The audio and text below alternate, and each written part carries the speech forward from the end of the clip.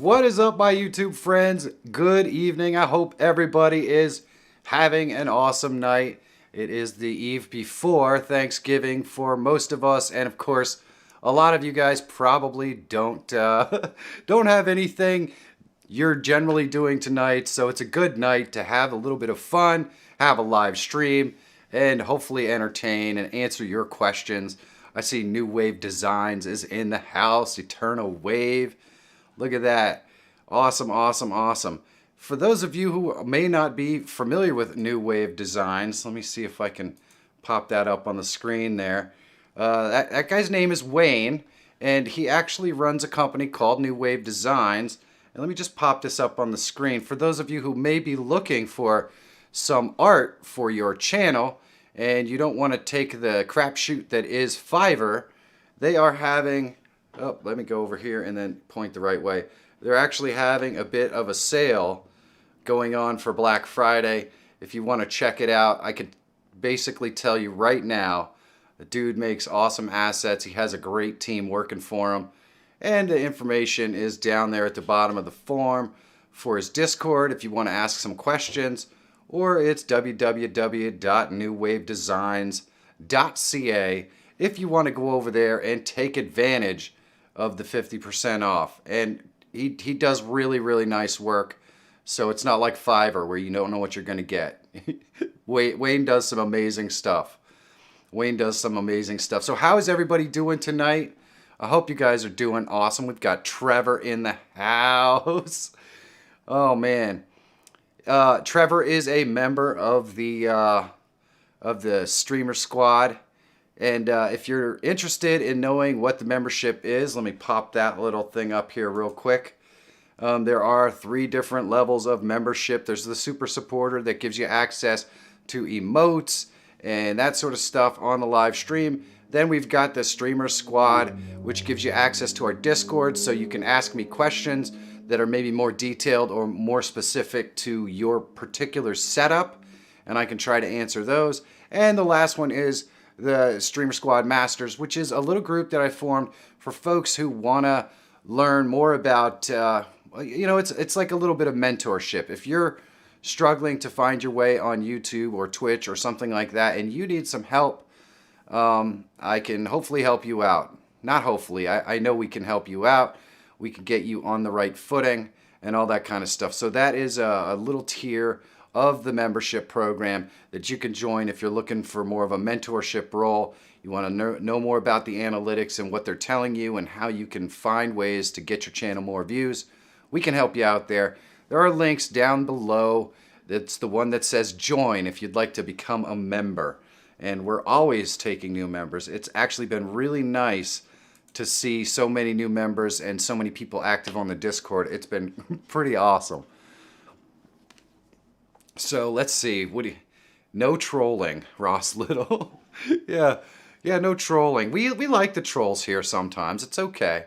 We'll just block them or maybe turn them to the good side. You never know. We'll see what happens. Rick James. See, you gotta just watch out for that Rick James guy. He likes to talk a lot in the chat. What are you gonna do? you could just tune him out. So anyway, oh my. But Bear has joined the streamer squad. Well, thank you, Bear. And that means we're going somewhere in just a moment. Assuming that my... Yes. They are working. Bear has become a member. And this is just to remind all of you that if you want to be a member, you should join us. For sure. Because we have a lot of fun. And you should have access to a community post out there that will get you into the Discord server. It's weird to hear this feeding back in my head, but you know.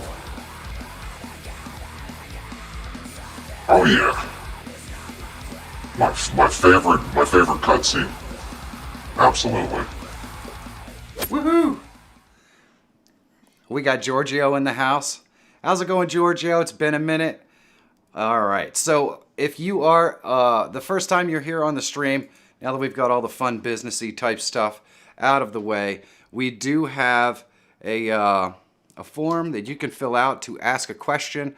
I'm going to go ahead and answer your questions, and I'm also going to, in a lot of cases, hopefully if I can, show you exactly how to do whatever it is that you're asking.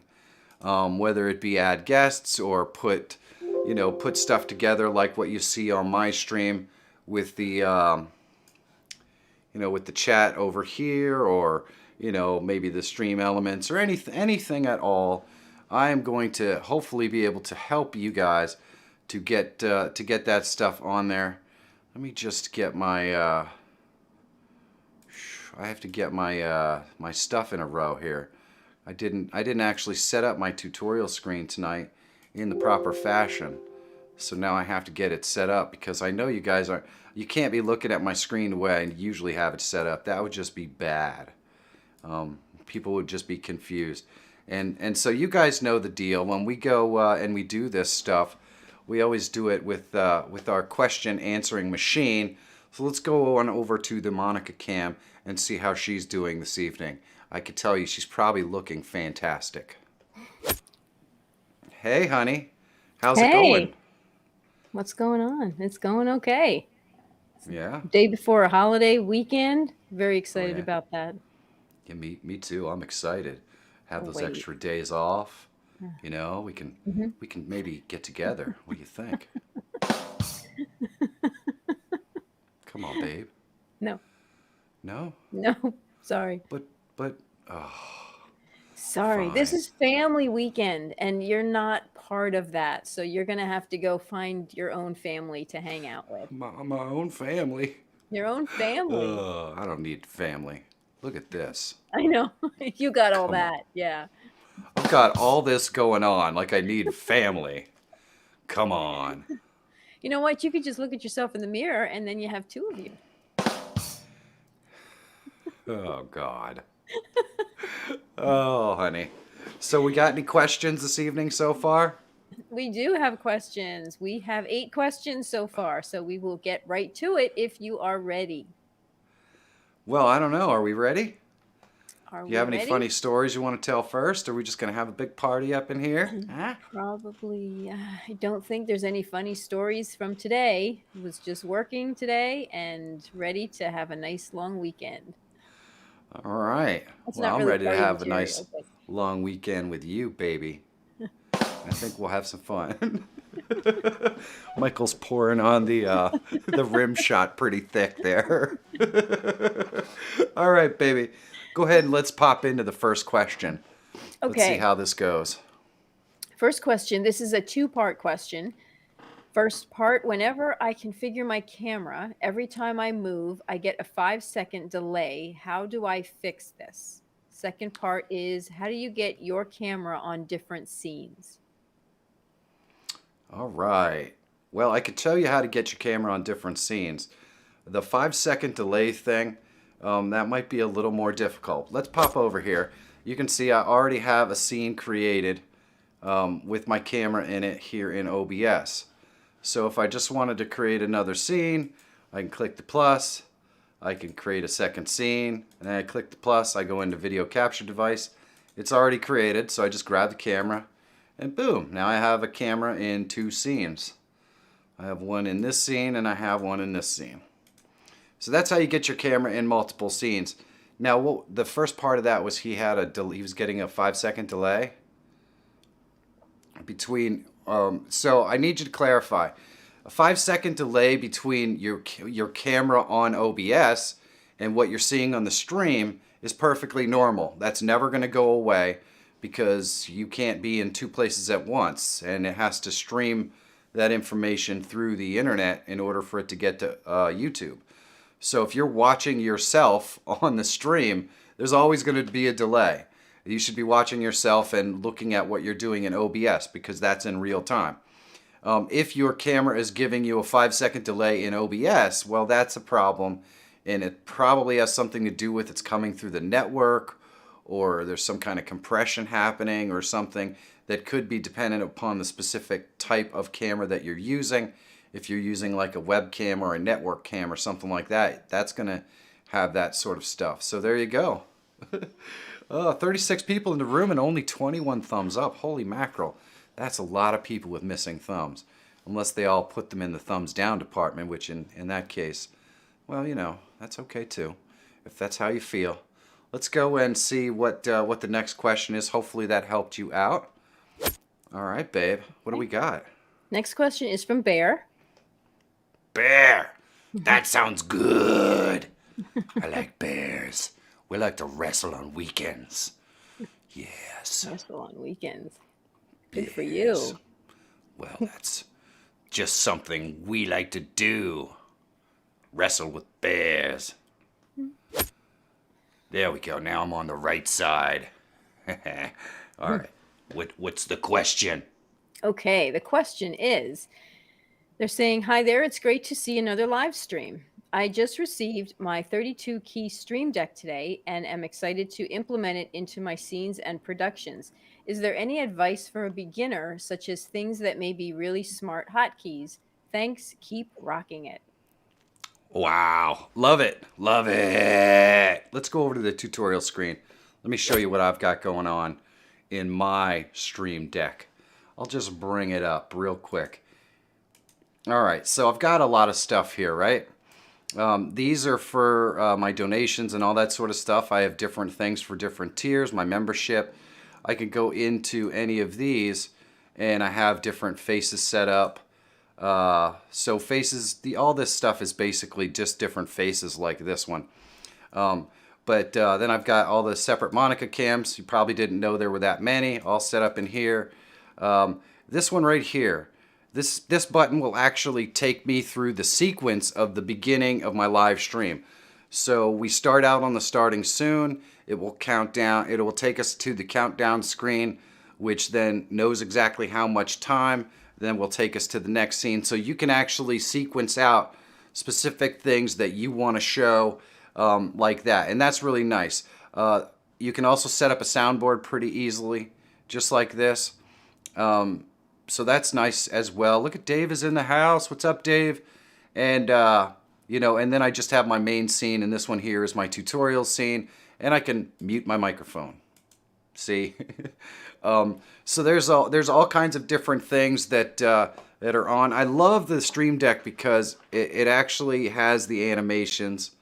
And I have to put it in a certain spot or it's going to be blurry. But it has all the animations on there and everything. Just like, it's really, really cool stuff. I have a video, believe it or not. It's actually been finished for about 3 weeks on exactly how I set up my Stream Deck and exactly how to set up the different kinds of buttons and things like that you want. So you'll probably be getting that video sometime within the next week or so. And hopefully it helps you out. Because it's definitely one of the coolest things, I think. I think it's definitely one of the coolest things that you can get for your live stream. It makes life so much easier. So much easier. Let's go and see if we've got another question. Hey, babe. So what? How many questions do we have? We have 10 so far. And we're on number so this 4. is number 4. Number 4. Yep. Number 4. 4. All right. Jeremy asks where the question is.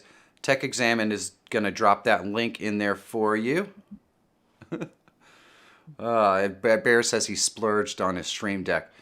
Bear, you know, the thing is a lot of people think that it's an expensive piece. I think it's like $250 or something. And for the bigger one, it's even more. And the reality is that, yeah, if you look at it as just a keyboard with active buttons, yeah, okay, that seems expensive. But the thing is they support the software and they're continually finding new ways to use it.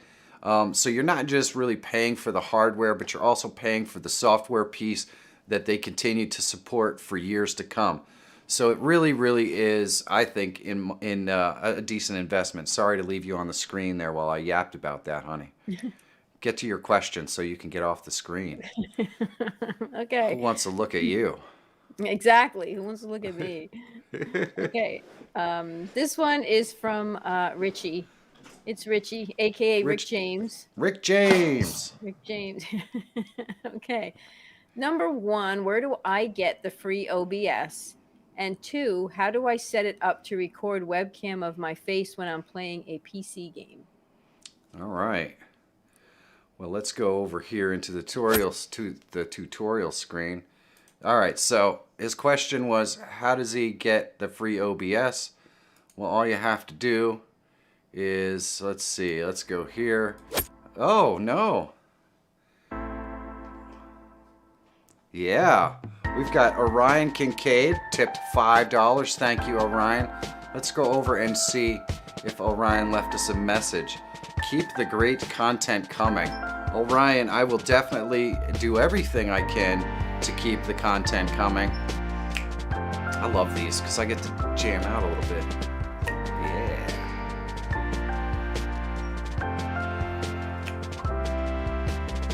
Oh, come on.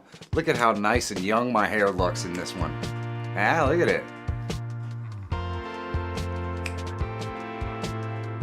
Oh, yeah. Oh, thank you so much, Orion Kincaid. You're the best, brother. All right. So we, where was I? Oh, we're in the wrong tab. There we go. So we've got, if you wanted to get the free OBS, let's see, we're going to come over here. We're going to go to a new tab, and you can just type in OBS right here. And I believe, yeah, it's OBS Project, Open Broadcast Software. And you've got your Windows download, your Mac download, and your Linux download for those of you who are really trying to buck the system. Congratulations, good on you.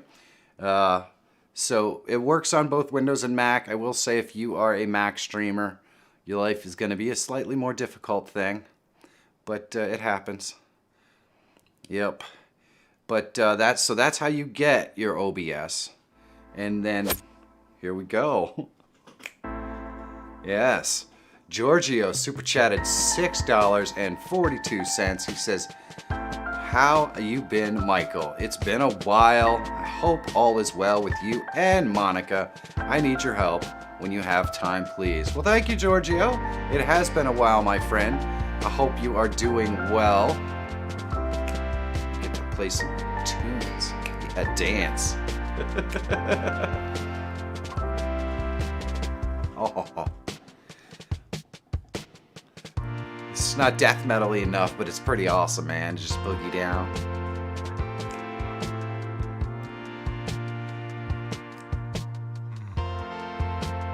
All right. Yeah. Thank you, Giorgio. I appreciate it. So now the second piece to the question,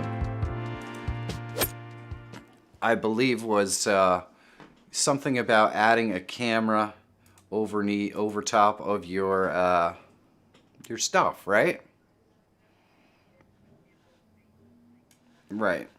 So you have to have a camera plugged into your computer and whatever it is, and we'll remove this, and we'll go over here and remove this, and we'll go ahead and add in a video capture device. There we go. I'm using, in this case, the Snap camera, so I can just load that. And if I want to add in a microphone, I'm going to come down to use custom device, and I'm going to add in my microphone. In this case, it would be my cam link. There you go. You can see that working. So now I've added my camera. I just have to add my footage. There's a couple of different ways to do that. You can start your game and go into window capture, and all you have to do is drop down your window here and select the game window, and it'll come up. You could also do it with a display capture. If you have multiple displays, you just capture one of the displays. In order to capture your audio and stuff, you will have to figure out how to do that as well. And we have lots of videos on how to do this stuff. I'm going to have Tech Examine drop a link in the description or in the chat to a video on OBS basics to kind of help you get up and running. If you could do that for me, Michael, I would appreciate it. That should help you. I kind of showed you how to do it, but that should help you get up and running a little bit easier. Dad Wars is in the house. Ooh, Maurice tipped $5. Thank you, Maurice. I appreciate that. let's go over here and see if Maurice left us a message. A message. Oh. Maurice says, how do you change your face like that? And also, what are you using for chat in the live stream? Well, Maurice, I can definitely help you with that. Let's pop right over here to the tutorial page. And then what we're gonna do is I'll show you the magic behind the magic. Right here is Snap Camera. It is what my camera is using. So I can just hit a hotkey and it will pop me right into whatever face I want. What I'm gonna do right now is Tech Examine. Michael Panetta is gonna drop a link into the chat to a video that shows you exactly how to get Snap Camera, which is totally free, and set it up to use. And what was the second part of that question here? Let's see. What are you using for the chat in the live stream? Okay, so let's go back to the main. All right, so if you're looking to see what I'm using for this chat, and also what I'm using for something like this, Jerry says, hey Mike, how much do you know about Discord? Well, Jeremy, not a whole lot. I know enough to be dangerous. I have a Discord. If you join the members group at the second tier, you get access to that, but I don't know a whole heck of a lot about it. For those, to add those to my live stream, I am using a product called Twidget, and it's right here. This is what it looks like, and I did a full video on how to do all of those things to your live stream as well. Michael, can you drop the video, the second video for Twidget, into the chat? That would be the newest one. Sweet. Thank you so much. And let's go over. So now let's go back to the main screen for a second here. So now that is what free. All of those tools. Twidget is free, and Snapchat is free. Because you know what? If it's free, it's for me. I know you guys like free. Pinoy Tech Tutorial says Twidget works on YouTube, but it's really hard to work with Facebook. Well, that depends. Twidget works great with Twitch and YouTube, and it works great with your page on Facebook. If you are trying to stream to a group or something like that, then it doesn't work quite as much. It's a little bit more difficult. But now that I've answered your questions, it's your turn, guys. So get your fingers ready.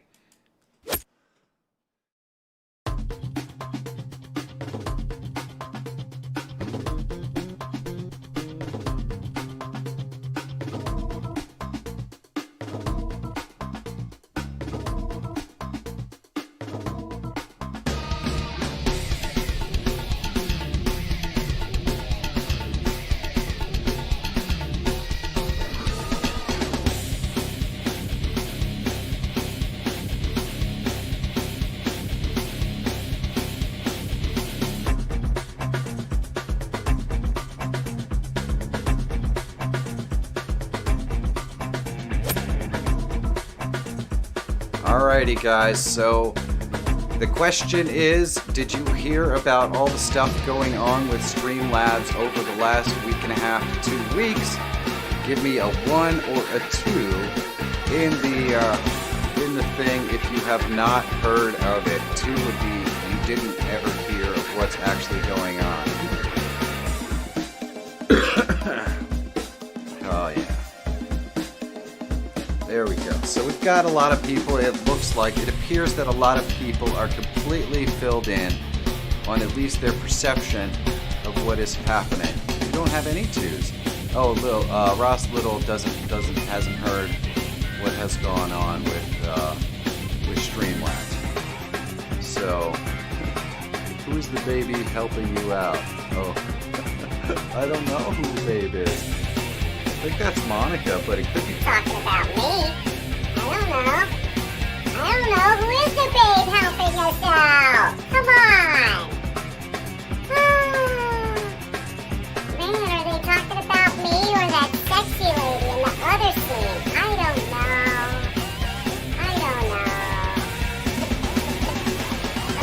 So there's a couple of people who don't know. So for those of you who don't know, Streamlabs has been called on the carpet for what I would call, and what most people would call, some pretty crappy business practices. Other people would just call it business.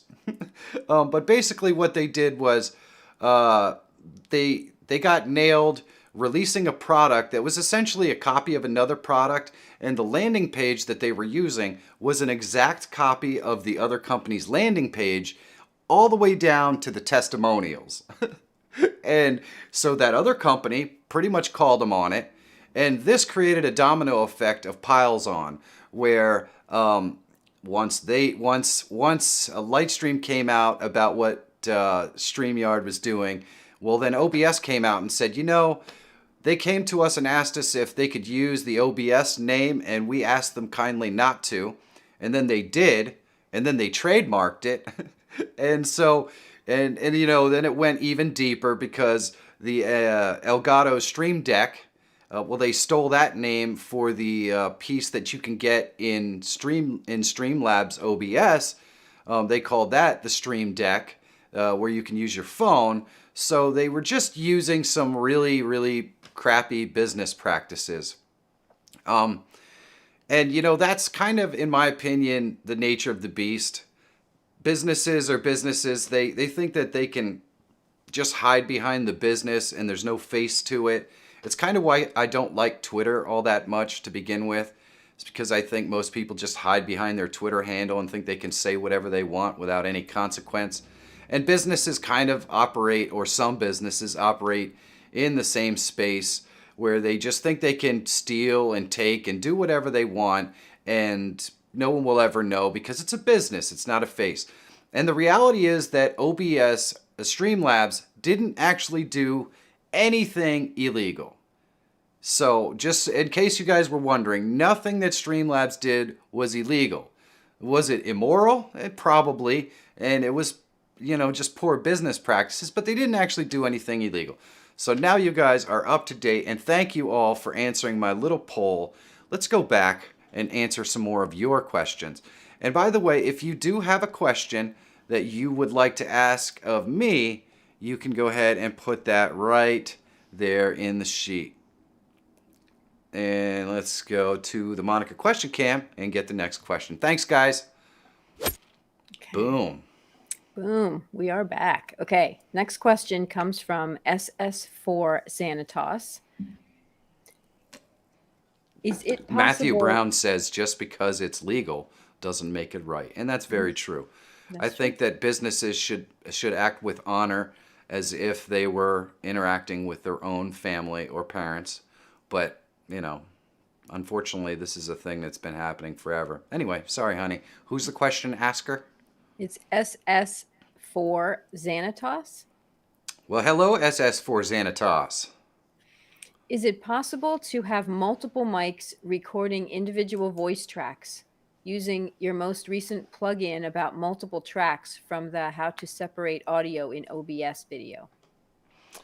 Absolutely. Okay, so if we go over here into OBS, and I'm going to try, I might have to move this around so we can see this. So if we go into our settings, I have to go into the right settings, and we go to our output, you can see right here that we've got tracks. Track 1, Track 2, Track 3, Track 4, Track 5, and Track 6. And you can set all of these tracks up for your recording, right? So now if I recorded, everything on all those tracks would be recorded. And then what we can do is, let's say I set up my audio so it's all different. You got, you know, we have my camera.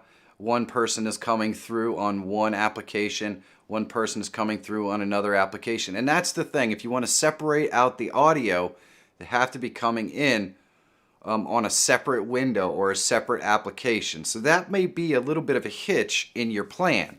But then what you do is, once you get all of the audio in here that you want, you right click on here and you're going to go to Advanced Audio Properties. And then you can see right here we have our tracks. So if I wanted my camera to go on track 1, I just hit my track 1, right? And then if I have another microphone, would be listed right here if I had multiple microphones in there, and I just select the track that I want them to be on. So let's see, let me add my desktop audio. Let's see, just for fun, I'm going to add my desktop audio to this, and we'll go with our headset. Okay. And so now I've got both my camera audio and my desktop audio. Let's say I wanted my desktop audio to be recorded to track 2. I just turn all the other tracks off and I set it to track 2. And now my camera audio will record to track 1. My desktop audio will be recorded to track 2.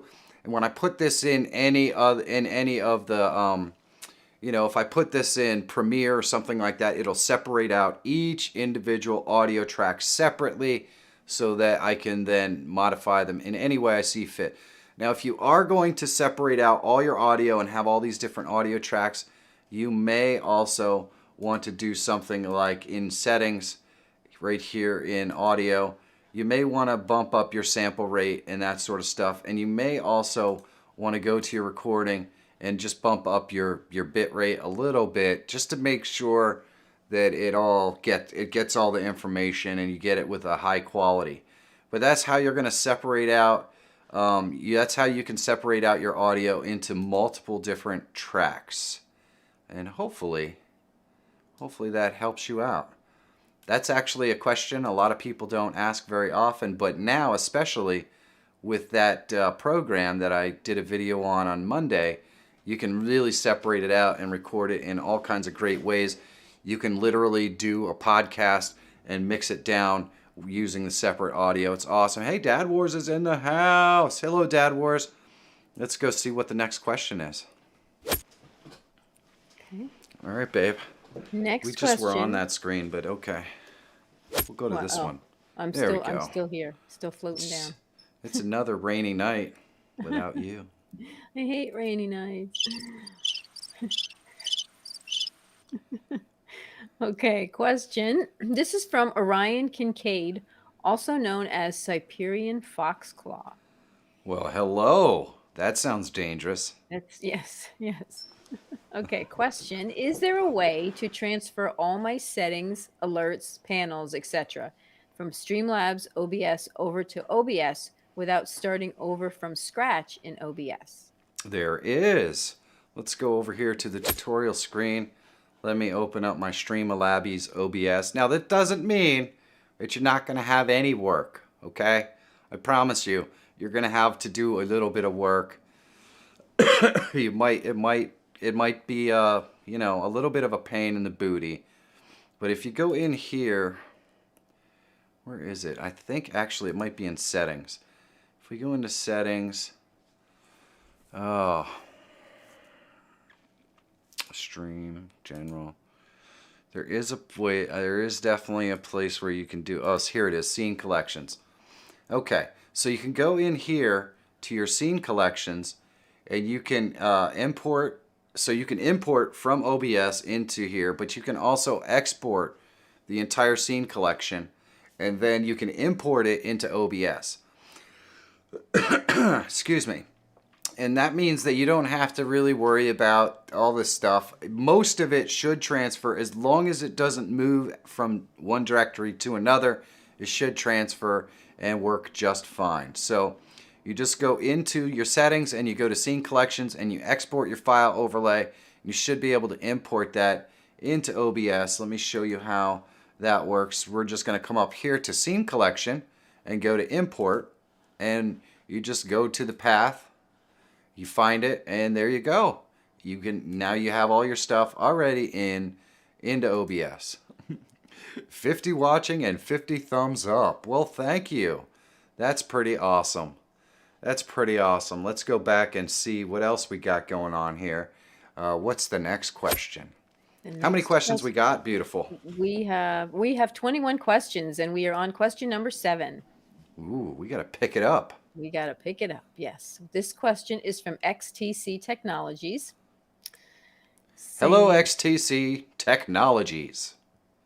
What did you use to make your live stream overlays, and what streaming software do you prefer? Haha. All right. Well, let's go over here. So to make my live streaming overlays like this one, this was originally created in After Effects, but I just recently finished a video where I show you exactly how to recreate this overlay right here in DaVinci Resolve, which is completely free. So, and it actually, the one that I'm creating in DaVinci Resolve actually has more animation, like the little blue lines and the green lines and stuff, they animate and all that stuff. Now, those of you who have been around long enough, you know that this overlay does have some animation to it when I get a subscriber. Let me see if I can kick one of those off so that you guys can see what it is I'm talking about here. I'll go and kick off a subscriber event so you can see. There we go. So it does have some animation to it, and I don't actually show you how to do that in the thing because I showed that on another video, but it does. But I do show you exactly how to create this overlay, and I show you how to do it in, DaVinci Resolve. That video is probably about a week and a half away, maybe 2 weeks. I'm working about 3 weeks out right now, so it'll be a little bit, but the video is definitely going to be called Steal My Overlay, so just look for that. Just look for that. And by the way, I do mean steal my overlay. It's fine. Just use it. It's all good. All right. So what do we got now, baby? Okay, we have from Eddie.live.tw. Well, hello, Eddie.live.tw. Saying a big fan. Basically, you were saying that live streams should be to pull people to your videos. I specifically live stream interviews like a video podcast. What do you suggest for that? Short clip videos trying to get people to the stream? Oh, and you know, the previous question asker, I forgot. He asked what I stream with, and I use OBS, just so you know. So this, can you repeat that for me very quickly?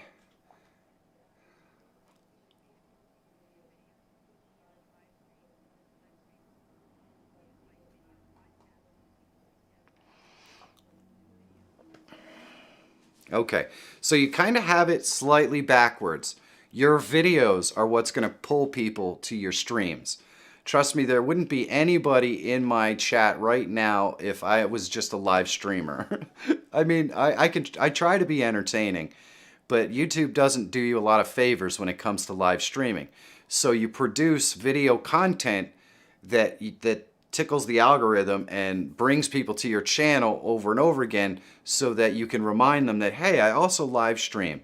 And the way to do that is actually, I just created a video at the end of last week that shows you how to take live streaming content, break it out into pieces, and distribute it as video content on your YouTube channel in a way that's actually going to get the algorithm to start sharing your content. Michael, if you could drop that video in, I'd appreciate it. I know it's a bit of a view. It's not a short video, but it's well worth the watch. At the end, I actually go through and show you how to create the video content from a live stream.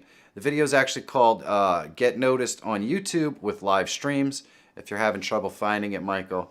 And I also wanted to say to everyone in the audience who was asking for that video over and over again, thank you so much for the support that you showed that video. It was much more successful than I expected it to be, and that means a lot, guys, because that means that you know, you guys are interested in that kind of content. A lot of times when you take ideas from your audience and put them into video, it really just means that guy wanted to know that answer. Oh no. Sweet. Thank you so much. Dr. Rob Allen says happy Thanksgiving to your family. Yeah.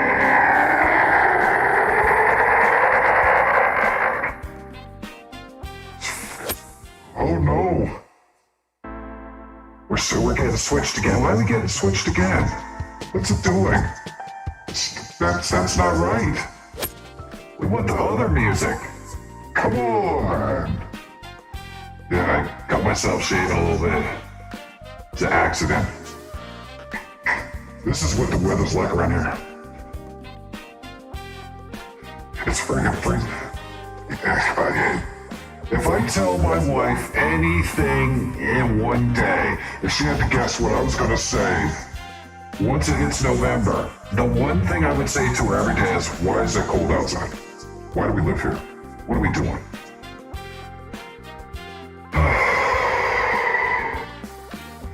Thank you, Dr. Rob Allen. I appreciate it. Oh yeah. Sounds like I'm snapping underwater.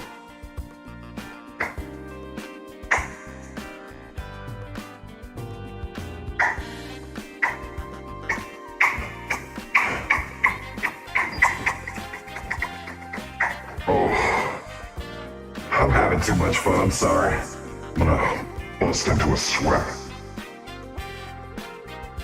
Woo. I'm gonna have to go back over here for a second. Hey, baby. I was working on a question, wasn't I? I think you were before you got totally distracted. Yeah, that was too much Yeah. fun. I could have boogied down all night long. Thank you, Dr. Rob Allen, for that. That was fun. Oh. So what was the question I was in the midst of? I think what you were answering live streams to pull people to your videos. Ah, yes. And- So I yeah. believe I answered that. And Michael, just in case, drop that video in there again in case they missed it, with all the incredible mayhem of the Viking, the gladiator showing up. So what's the next question, beautiful? What number are we on? 9 of 27. All right, let's do this. Okay, this one comes from John Frayette. Hello, John.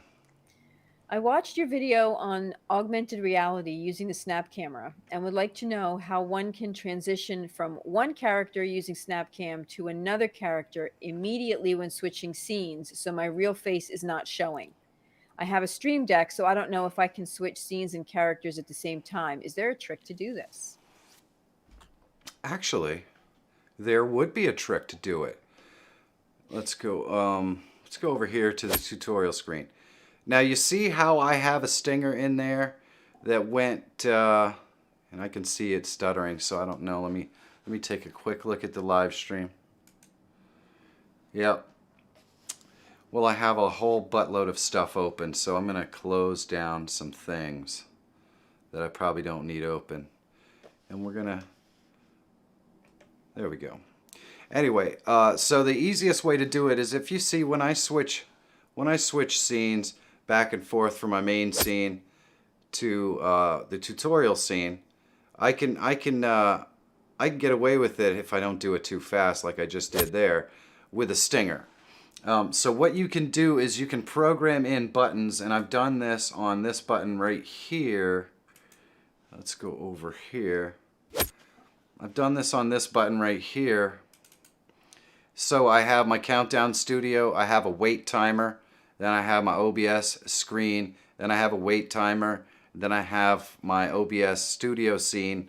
So you can literally have a specific amount of wait in between. But what you can do is you can click a button and then you can put another command in here, which would be the hotkey to change to whatever character you want to be.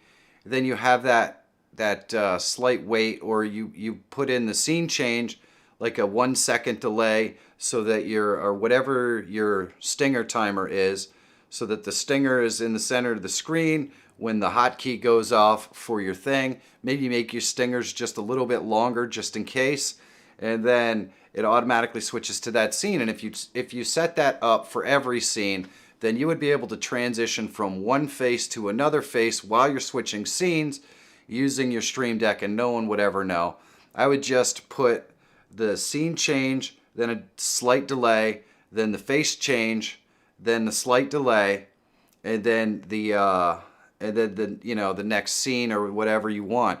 And if you do that and you put a stinger in there that maybe lasts a little longer than mine does, you can get away with doing it, and I think it'll work just fine. Let's see if we're still going to be popping around with this. Yeah, I gotta maybe minimize these. For some reason, this particular face here is causing my machine some angst. I don't know why that is. It doesn't usually do that, but that's all right. We've got lots of other faces we can use this evening that aren't causing any angst. I wonder If this one's gonna. Nope. Nope. This one's just fine.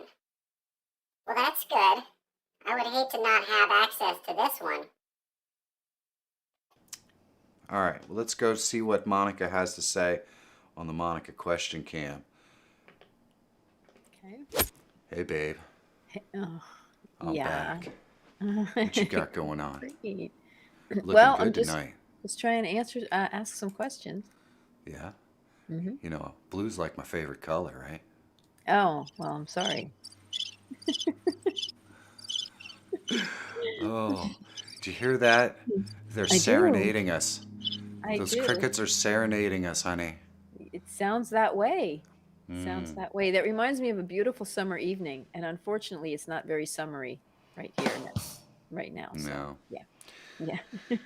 Oh, so how many questions do we have? We have 28 questions, and we're on number 10. Whoa. Yeah. All right. Well, Yeah. let's get on with it. Okay. All right. Next question comes from Ken Siggins. Hello, Ken. Is there a How way are you? to? Oh, you're gonna wait for an answer? I don't know. Okay. Is there a way to split your audio sources on streaming PC while using NDI to 2 PC setup?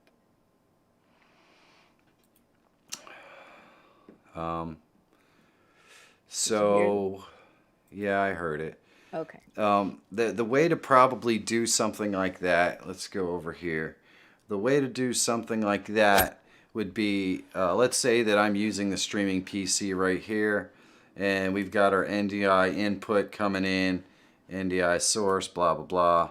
I don't need to put anything in there for now, but all right, so we would have the NDI source with the NDI audio, which is probably just your game. And then you have all of your microphone and vocal stuff coming through here, through your streaming PC. And that would be the way that I would separate it out.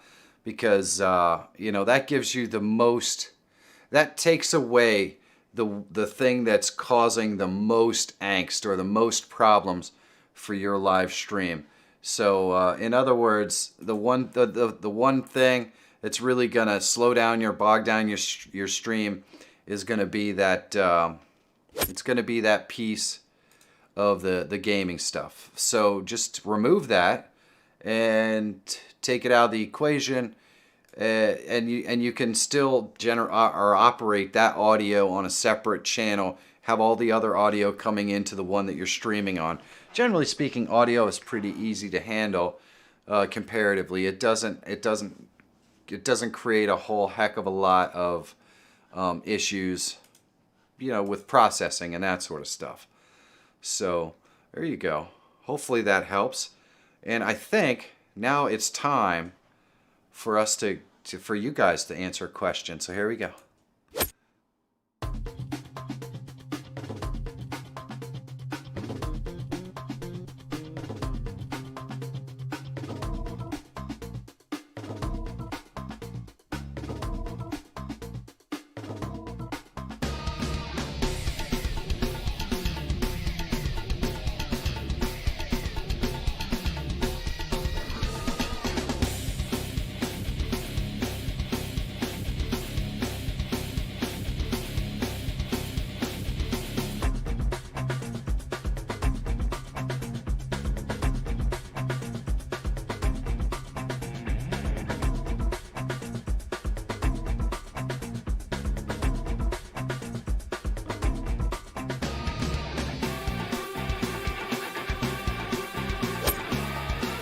All right, so the question here is, if I continue to do the occasional Streamlabs video, are you going to think less of me, or it doesn't really matter?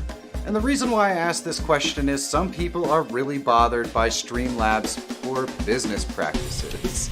So it is really nice to see folks give that 2 number on here. And the reason why it's nice is because even though I do not approve of Streamlabs' business practices, there are people out there that are going to use Streamlabs that don't know any better, or they don't care about it, and they're customers or they're people that need help as well. So I'm super happy to see you guys say number 2, but this is definitely a question that I wanted to include because, hey, if people are going to be disappointed or think I'm some kind of corporate shill, even though I don't make any money off of Streamlabs, I just wanted to be sure. So thank you guys, I do appreciate that. 2, but yes, I will think less of you. well, Trevor, you know, some people have already hit that rock bottom spot. Maybe the only way to go is up. I don't know. He said number 2. I've got all of my folks from the streamer squad in here, and they're just pooping on me today. So that's awesome. Thank you guys. If you guys are interested in becoming a member, let's go over here. I'll show you how that works. We do have a membership program. You can see all the guys with the green icons and the little bendy straw thingy there. The super supporter is folks that are just interested in supporting the channel. You get access to the custom emotes and that sort of stuff. The streamer squad gives you access to the Discord, so that if you have questions, you have more personal access to me. Plus we have a busload of fun over there, hangout. Every once in a while, I'm going to do just a live stream for members once we get that up to a reasonable level. But there has been so much more folks chatting in Discord, and we have a lot of fun over there. And it's so much more fun to see them on stream here, too. It's really a good time. And then the Streamer Squad Masters is more expensive, but it's also more of a mentorship thing where you have direct access to me and also Michael T. And we go over your analytics and try to get your channel on track. Talk about how you can get more views and all that kind of stuff. So there you go. Can someone drop a Discord link? Well, Mario, all you have to do is go down into the join button there, join the streamer squad, and you will get dropped the Discord link right in the right in the stuff that happens once you sign up as a member. So that's how you can become a member. Let's go ahead and check out what else we've got on tap here in the Monica question cam. We actually have a question about OBS saying, are the videos you create for OBS strictly for OBS users, or can these tips be used for Streamlabs OBS? All right. So that honestly depends.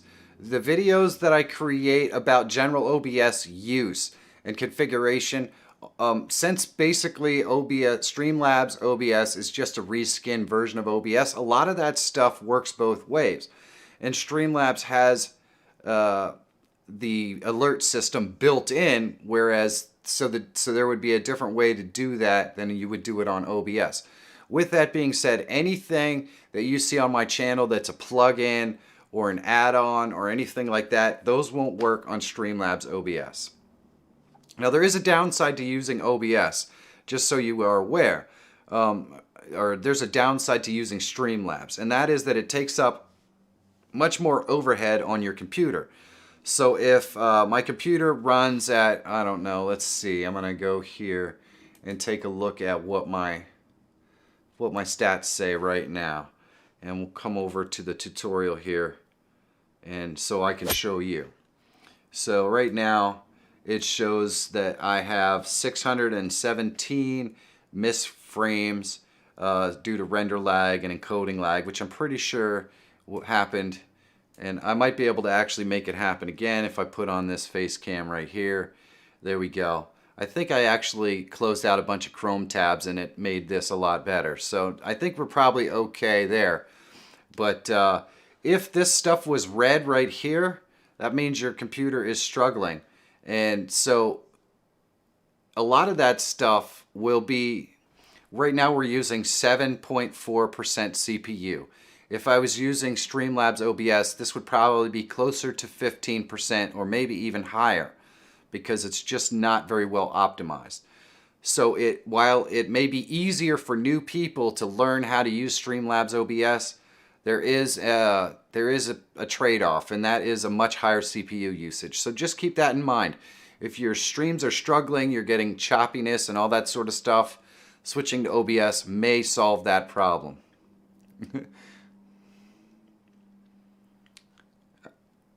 All right, well, let's go over to our main screen. And Kaylin has a really nice comment. I want to pull it up. Just wanted to say thank you for inspiring me to keep on streaming and give back to my community and the people I love by making great content. Thank you so much for all your help and inspiration. Kaylin, thank you so much. I really do appreciate it. If I can find ways to help folks stream easier or make a more entertaining stream for their audience, that's why I do this. That's what it's all about. So thank you. And Trevor says that my CPU usage is pretty good even with the Snap camera running. And I'm just going to let you know right now, Trevor, that's probably all the NVIDIA card. I mean, when the NVIDIA does all the encoding, your CPU has to do almost nothing. That's the beautiful thing about having the NVIDIA card, and that's also one of the things that people don't understand when they use a Mac. It's not that the Mac's not good or the Mac's not powerful. It's just not optimized for live streaming the way that, let's face it, a lot of gamers live stream now. So NVIDIA, that creates a video card specifically for live streaming, includes an encoder on the video card so that the video card's not doing it and the CPU's not doing it. It's on a completely separate chip. And rumor has it, there's some stuff going on with the M1 and the M1 Max that may make that possible on a Mac. And we're going to find that out hopefully earlier next year when I get up my hands on one of those puppies and start to mess around with it and see what we can do. Because, you know, when there's a will, there's a way, and I'll figure it out. I will definitely figure it out. Let's go back into our Monica question cam and see what we got next. You're up, baby. Next question comes from Bryce. Hello, Bryce. It's a statement. Excuse me. Statements basically saying I couldn't do the OBS voice changer. Can you help somehow? I can. Okay. Let's see. Let's go back over here into our tutorial screen. So I don't use the voice changer very often because it's a pain in the butt setting up your own voices, figuring out which voices work for you, configuring them so you get what you want, and then the VSTs, if you use the wrong one or you set the wrong setting, it crashes your entire system. So I am using VoiceMod. If you're using a PC, this is a really, really good option. It's a one-time thing, and it actually has a free piece of it. As long as you don't want to have specific voices, Michael, if you could do me a favor and drop the link for the video that I did on VoiceMod in the chat, I'd appreciate it. It's the newest change your voice one. I think it's an option that you guys are really gonna love. And you know what? Here's the thing. It just works. It just works. People ask, why are you gonna pay $1,100 for a stupid iPhone when you could get an Android phone for $500 or $600 or $400 or whatever? And the main reason why is because it just works. It always works. It always connects to my car. It just works. And that's the main reason why people will pay that kind of money for a stupid iPhone. Personally, I paid that kind of money for a stupid iPhone because this freaking battery is ridiculous. I can go 2 days without plugging this thing in. 2 days.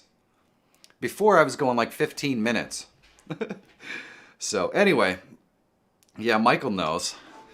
All right, so let me get back to the question cam here. Hopefully that answers your question. Michael did drop the link. That's Tech Examined, voice changer. Awesome stuff. We got some great questions here tonight. What you got, babe? Okay, next question. It says, "Hey, I absolutely love your content." Well, thank you. Question: What's this person's name? There don't see a name on here. Do you think their name is Hey? Maybe. Well, thank you, Hey.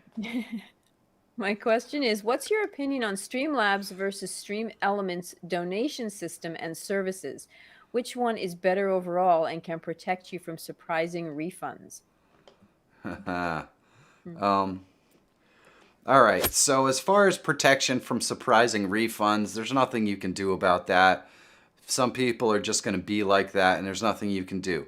With that being said, given what Streamlabs has gone through and the questionable business practices, I'm not adverse to using some of their software, and some of their software I actually think is really good, but I use Stream Elements for all of that stuff just because I think it's a better option. No, it did drop. Yep, it dropped a little bit. It's gonna pop back up. We'll give it a moment. We might have to disconnect Michael or something. That's the only... You guys, we're getting a little bit of choppiness here, so just give it a moment. Let's see if that changes anything.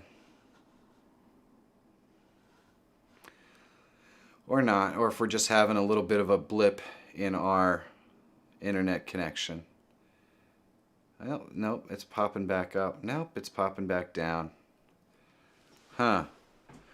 Interesting.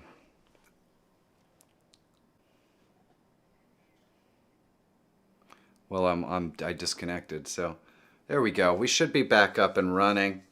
Everything should be good. Sorry about that. Yes, this is what we call turbulence, Matthew. We had a little bit of a thing. Michael, if you want to reconnect, please do so. Anyway, we're good to go. I think it's a cyber attack. I hope not. We can't have any of those. Let's go over to the Monica question cam and see what we've got. See what's next. Okay. Looks better now. Thank you, Mario. I did catch that. That was a little weird, but I think we're back. I think so. Okay. This one. Oh, am I okay? Yeah, This you're next all right. one- You're good. Sorry. Okay. That's okay. Is from Cocaman Play. How does the Hello, Streamlabs- Cocaman. How does Play. this? Yeah. Okay. Are we good? Uh-huh. Okay. How does the Streamlabs donation work? I'm in Latin America. Is it possible to use it with my PayPal? Absolutely. I will show you exactly how it works. So we're going to go in here, and if I go into, you know what, let me go into my main screen just so I make sure that I'm not doing anything goofy here. But all right, so you're going to go into tipping settings, and so right here in Stream Elements, you go into your tipping settings. You're going to go over here, and you know, here's the tipping page that everyone sees. As you can see, I magically didn't change anything because I'm lazy. But you go in here. If you go up to your tipping settings, they're going to just ask you a group of questions, one being what your PayPal is. You put your PayPal in there. At the bottom of that screen is going to be your link that you're going to give out on your stream.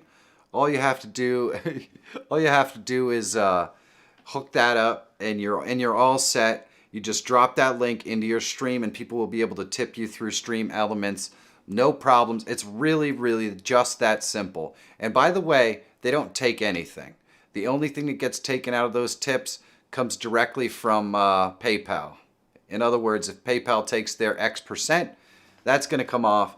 But Stream Elements doesn't take anything, and they don't try to hassle anyone who tips through there to sign up for their services or anything like that. So that's what I love about Stream Elements. It's really awesome, and it's the best way to set up your alerts. All my alerts use Stream Elements as well. So hopefully that answers your question. Let's go back over here, see what we got going on. It looks like the stream is running smoothly now, which is fantastic. Yes. Because, you know, like, I just like to relax a little bit, you know, just a little bit. And with all this stressful buffering and stuff, man, it's just not like relaxing at all, you know? Yeah, I hear you. I hear you. I'm sorry. Sorry you have to go through that. Yeah, they're just harshing my mellow, dude. Totally. Hey, folks, if you haven't left a thumbs up, like, you have two, you can give one, okay? That'd be cool. So, Always give one. what question are we on, dude? We are on question 15 of 34. Ooh, we're gonna have to pick it up. Well, okay, let's do it. Let's do it. This question is actually from, this was the first question that we had on the stream. It's a follow-up. He's saying the delay was 0.5 seconds, and it was whenever I moved my camera on OBS, and the video and audio had a delay, not on the stream. Interesting. I don't know what would cause that. I'd have to know more about your setup, unfortunately. Sorry about that. What do we got next, baby? Next. Puff, puff, pass, Dr. Rob Allen says. Yeah, baby. I know what you're talking about, I think. Wasn't he like a magic dragon or something? He lived, I think he lived right by the sea.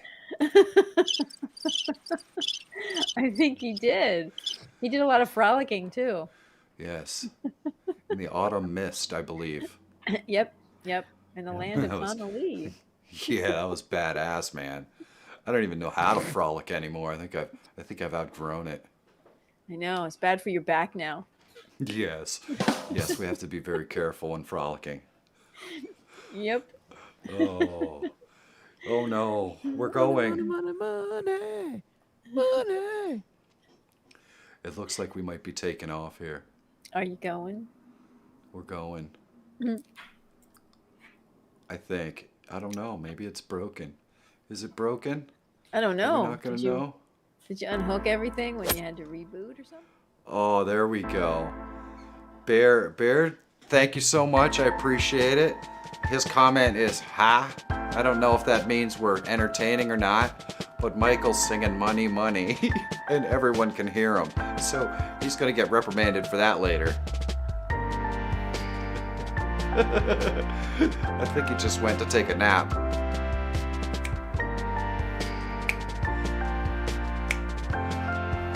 Yeah, baby.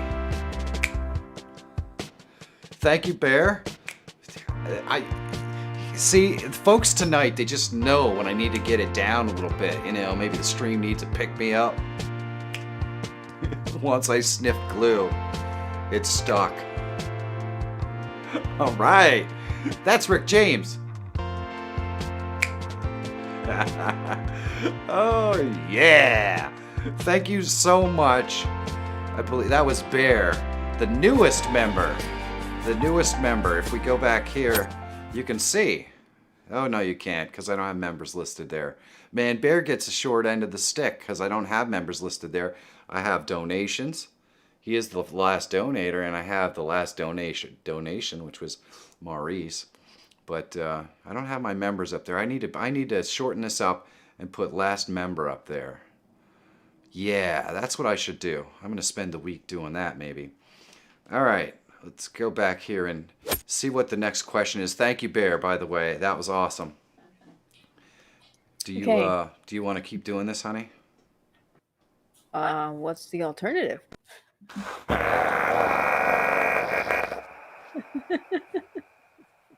don't know. You What's don't the know? alternative? I don't know. The alternative, then- well, never mind. What? Sorry. You're a little late right. for that. Let's do this, baby. Okay. Next question. Next question just says, how do you use stream elements in one? Does that make sense? How to No. use stream element in one. That's what it says. Yeah, I don't. That doesn't make a lot of sense. But let's go over here, and if you're asking how to use stream elements, so in order to, and actually I have a, you know what the easiest way to do this is for Michael to put the link to the video I just created on the full screen alert, and that shows you how to use Stream Elements pretty easily. So Tech Examine is going to drop a link in there to how to use the full stream, to how to create a full stream alert, and then how to go ahead and do all that stuff. I can't get my thingy. All right. Well, that's not cooperating.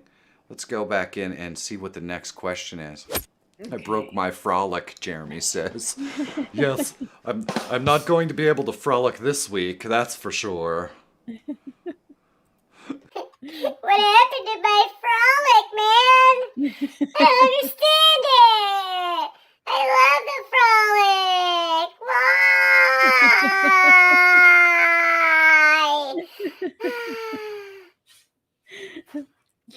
Okay. Well, we'll get through this. You'll get through it. You will get through it. All right, babe. What you got? Okay. Next question. How do I add a YouTube video as a YouTube short? I tried, but it made it a regular video, not a short. This is a 58-second clip of my stream. So this is a pretty quick answer. I believe, and don't quote me on this because I have never created a short, but I believe that somewhere at the very beginning of the description, you have to put hashtag short, and that does it. Am I mistaken on that, Michael? Got to record in portrait as well. Oh, you have to record in portrait as well. So you can't be in landscape, which is sideways. You have to be in portrait to enter the shorts arena. And hashtag shorts. In less than 59 seconds. In less than 59 seconds. So 60 seconds, no good. 58 seconds, good. Yep, 59 seconds, 58 seconds. it's hard to say. Okay. So, all right. What else we got, baby? Next question. Can I divide my screen into two when using OBS? For example, video on half of the screen and the Bible in the other half of the screen. Yes, absolutely. Let me see here. So if we were going to do that, what we would do is we could, we'll stretch this out like this. And I'm just going to use the Alt key, trim this up like this. See, look at that. Look at that. And then I can move this over here. And then, so is the Bible a camera or something like that? If you're going to have a separate camera, I mean, you can just add it as a second camera. You would go in here, go to video capture device 2, and just drop this down and select the camera that you're filming the Bible on, and then that would be what you would show there. For an example, to show you how we're going to split this, how I would split the screen here. Let's say that you have the Bible in a video format. So we'll go to media source, and I'm just going to find a video here that I can use. We'll go to the old standby, my favorite video to use in any video using circumstance, right here. And we don't need to loop this because it's like 30 minutes long, but there we go. So now we have a video, which this could represent the Bible that you're using if it's a video, and we just go like, we can just crop it on each side like that, and then we can stick it over here. And there we go. So now we have it split in the screen. And that's how you could do it. You can also, if you wanted to shake it up a little bit, we'll go back and we'll reset this transform.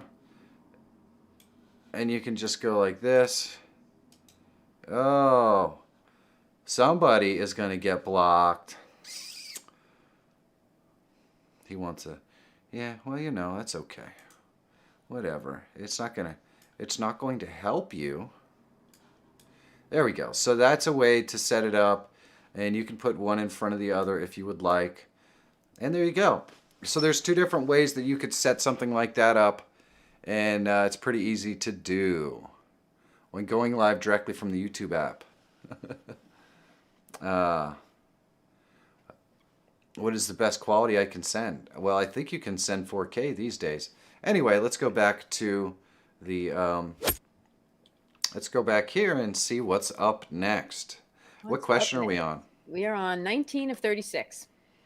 Oh, so we're closing in on. Getting there. Question answering robot tonight. It's awesome.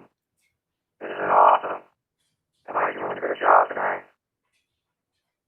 Are you not answering my questions either?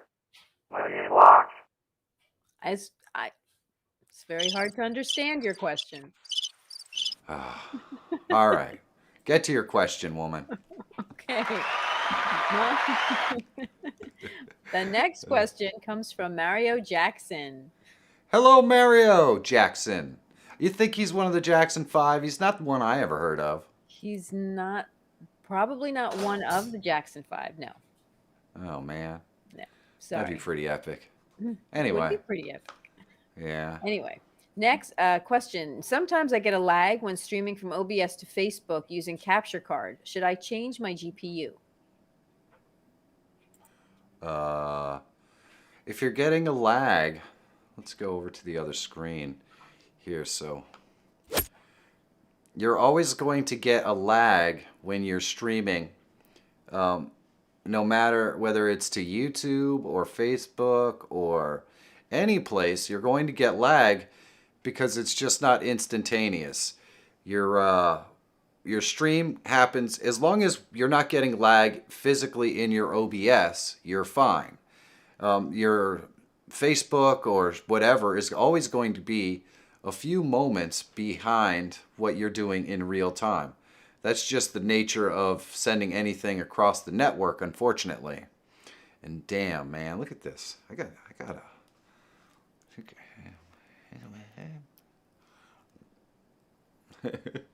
Oh, that's a fun one. I gotta use Trevor's favorite one though. Really, this is Trevor's favorite. Hello, Trevor. Oh, so let's go back to the question cam, see what we've got going on. What question are we on actually, honey? That was 20 of 30 of 7. All right, well then maybe it's time. Maybe it's time for another question to the stream.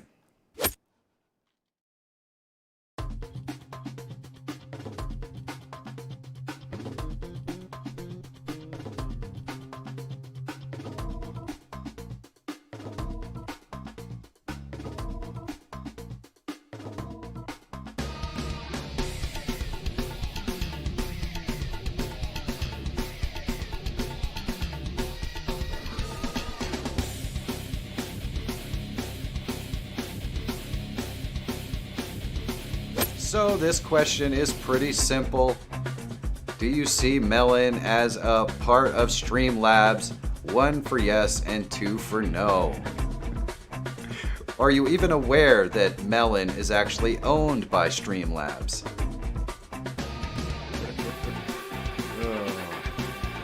So we've got a couple of 2s in there. A lot of people didn't know. The reason why I asked this question, it's kind of a loaded question because I like Melon. I think it's a good product, and I know that it's developed separately. Yes, exactly. Streamlabs is owned by Logitech. Exactly, Dimebag Darren.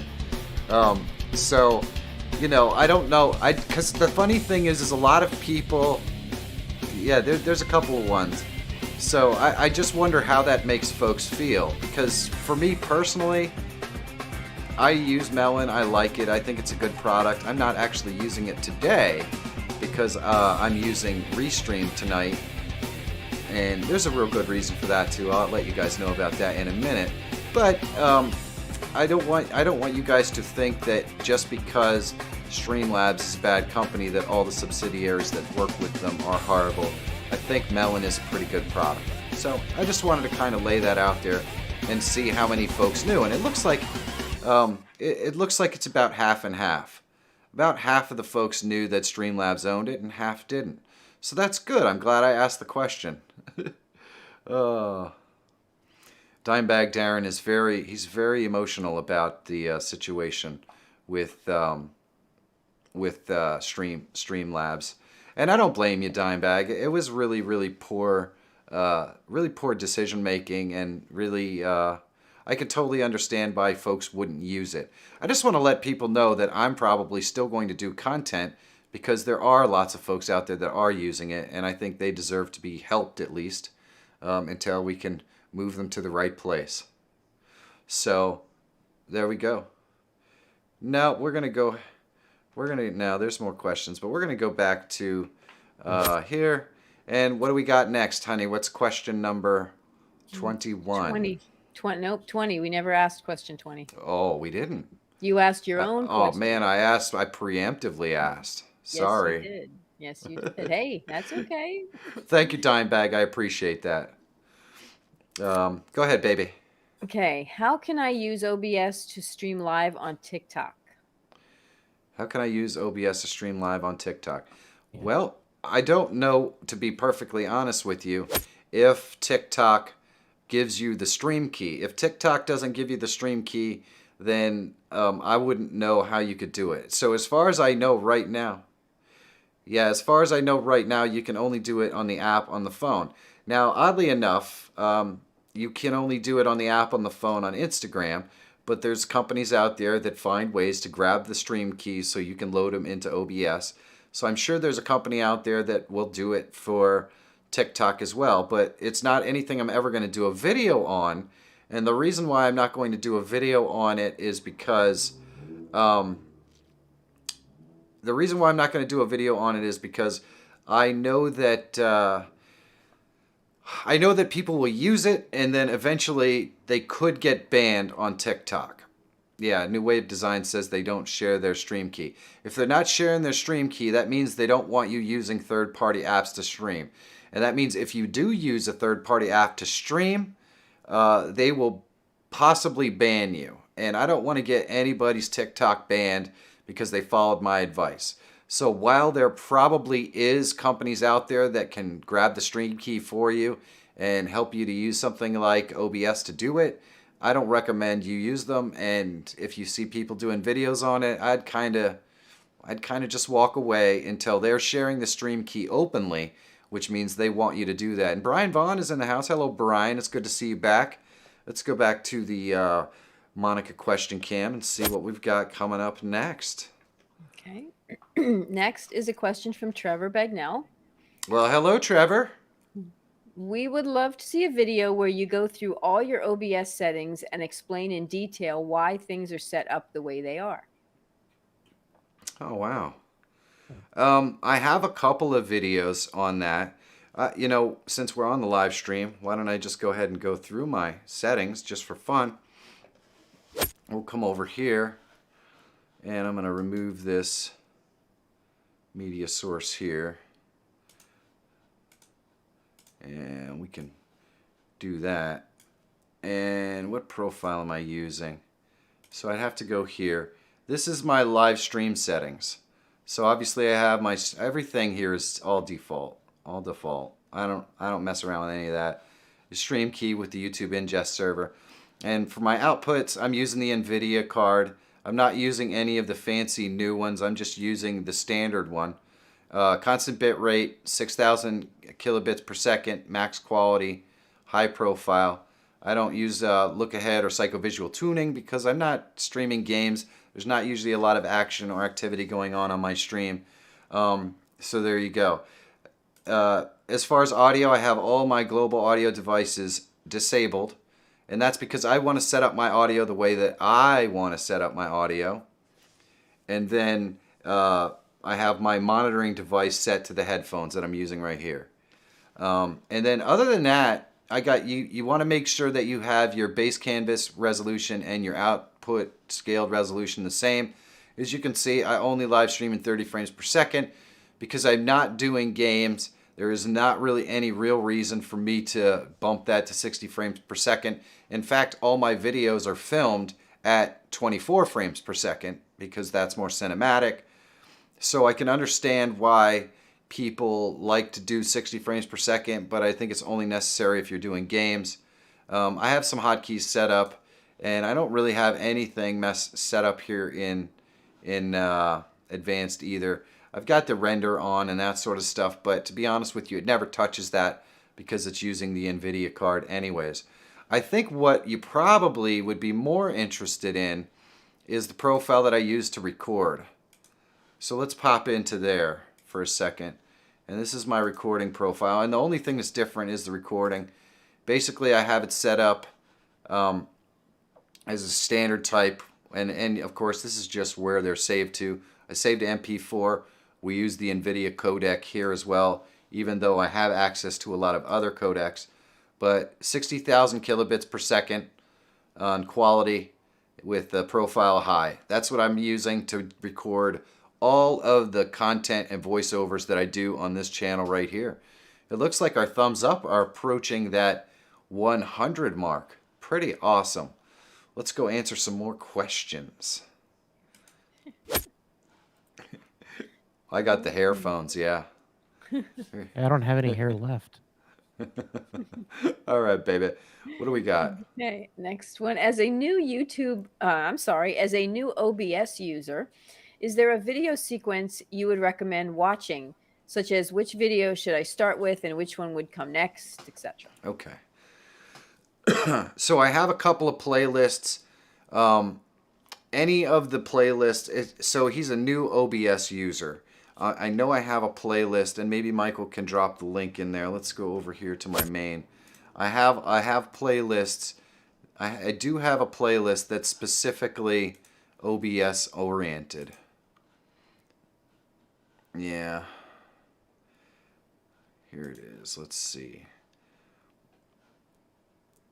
So OBS tutorials and live streaming is the playlist that you probably want to start with.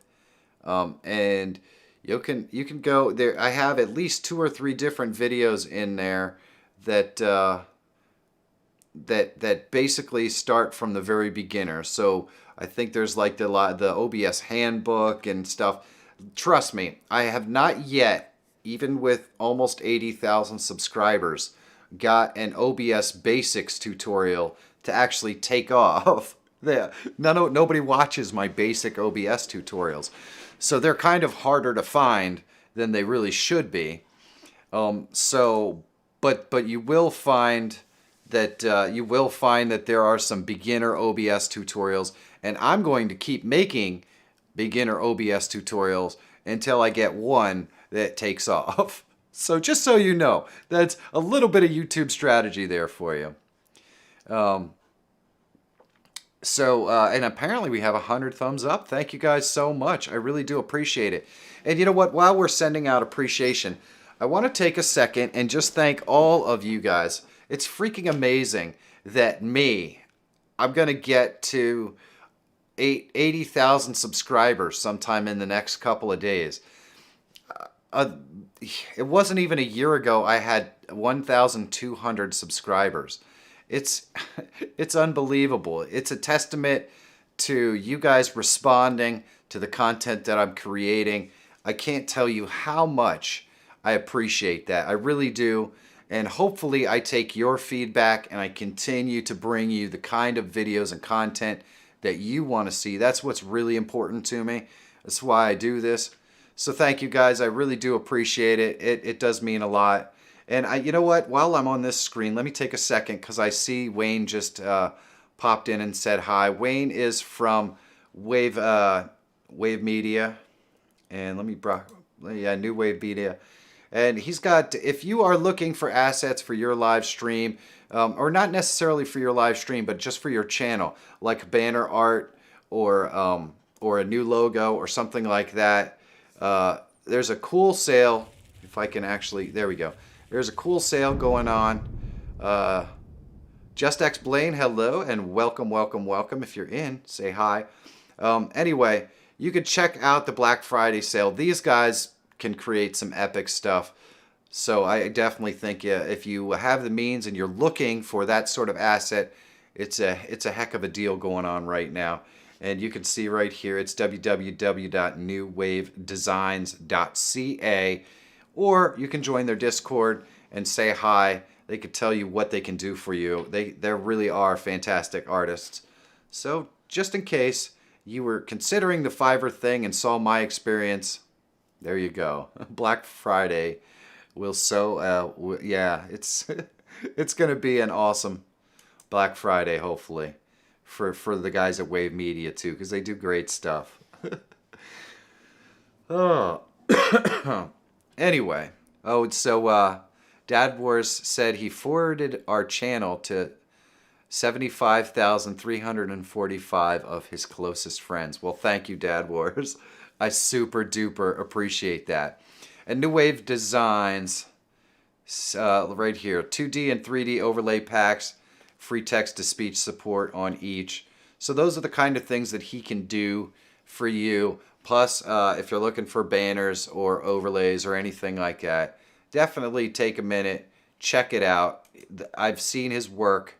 In fact, we're working together on a project right now, so I can definitely vouch for what he's doing. Yes, it's a very project, but let's go and get the next question. I keep getting off track, honey. Yeah, you do. What? Yeah, you do. How many questions do we have? We have 39 questions and we're on 23. All right.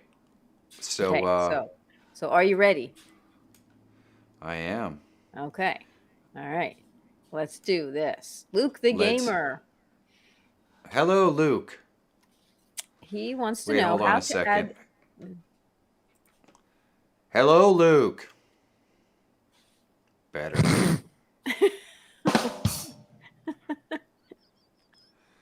All right, what you got? Are you okay? Yeah, what does Luke want? What does Luke want from us? Luke wants to know Sith how Lord. to add. Let me know when you're ready. I'll just sit here. I'm ready. Until you're done. You know what, chatting. woman? Just read. Remember. I can't read. You keep talking over me. Are you ready? I'm ready. Okay. From Luke the Gamer, asking how to add blur to a live stream. Huh. Oh, you know what? I have a funny feeling that he's talking about. Let me go to my main camera here. I have a funny feeling that that's what he's talking about. And, you know, if you want to add that, which is what that's called a bokeh effect. And bokeh effect is based on the lens that you're using in your camera and the type of camera that you're using. So, if I go like this, we can get blur that way too, because I'm not using a lens that's autofocus. I'm using just a lens that focuses right here. My hand is out of focus. Behind me is out of focus. It's an effect that you cannot get from a webcam or something like that. Now, there are ways to fake it, but they're not very good. They're not very good, if I'm being honest. The easiest way to fake it is probably to use some kind of green screen and then put your original background in the back and blur it out with Photoshop. That's the easiest way to fake a bokeh effect and to get the kind of shine and stuff that you get. But if that's the look you're going for, there are inexpensive mirrorless cameras out there that you can get. I think Sony makes a couple that you could get for around $400. And then, of course, there's the lens. But believe me, the lens that I'm using on this camera, I think it was like $50, $60. But in order to get that kind of effect, you're going to have to pay for it, unfortunately. But the nice thing about getting a camera like this is that it always looks really good, and it takes to lights a lot better. You get a lot more natural look. You can see all the blemishes on my horrifyingly old-looking face. So that is some of the benefits to using a camera like this. What I really need to do is I need to sit like this, you know? There we go. See, now look at how young I look. Huh? I have a glow about me, yes. Oh my goodness. All right, babe, what are we on? We are on 24 of 40. 24 of 40. Holy moly. Yep. We're rolling. Let's do this. All right. This is from Zekai CH. Hello, Zekai CH. I'm streaming on OBS and display the window source, which is Ableton, for making music. but when I opened VST plugin window on Ableton, it didn't appear on OBS. How can I do this to make it show another window up on OBS? I don't want to display my desktop on the stream. Well, what you have to do then, what you're going to have to do is you're going to have to add the window. So if you open up, I don't know, let's say if I go in here and I go to window capture, and I am going to window capture, let's see, we'll window capture,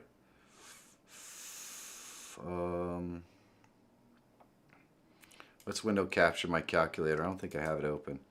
What do we have here? What do we have? The first problem is that nothing is actually maximized. So let's maximize some stuff. So if I go in here, I'm gonna cancel that. I'm gonna go back into properties, and there we go. So I can window capture Twidget. Now, if I opened up another box in Twidget later on, the way to window capture it is just to go into window capture, make sure that box is maximized, and find that box. So the reason why it won't capture a box that's connected to another box is because that's another window.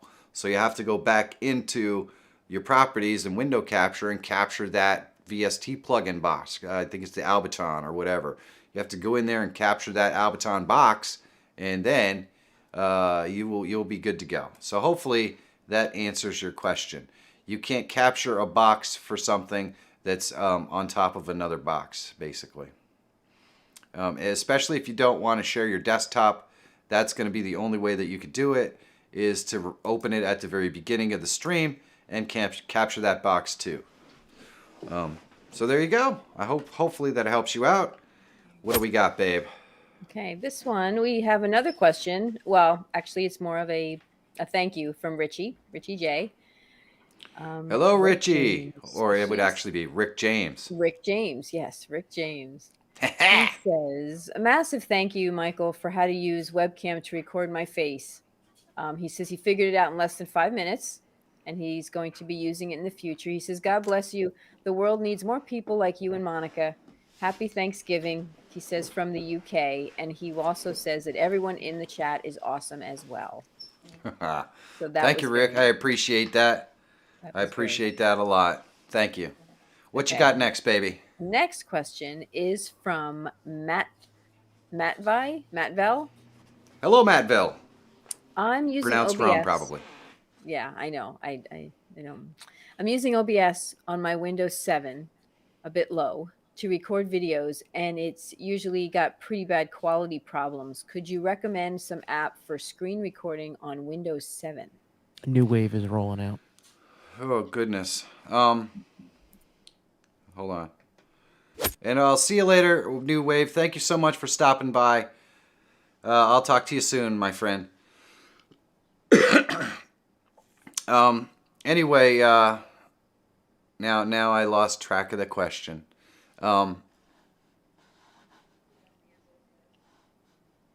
Yeah. So, man, I don't know, because I haven't used Windows 7 in almost 10 years.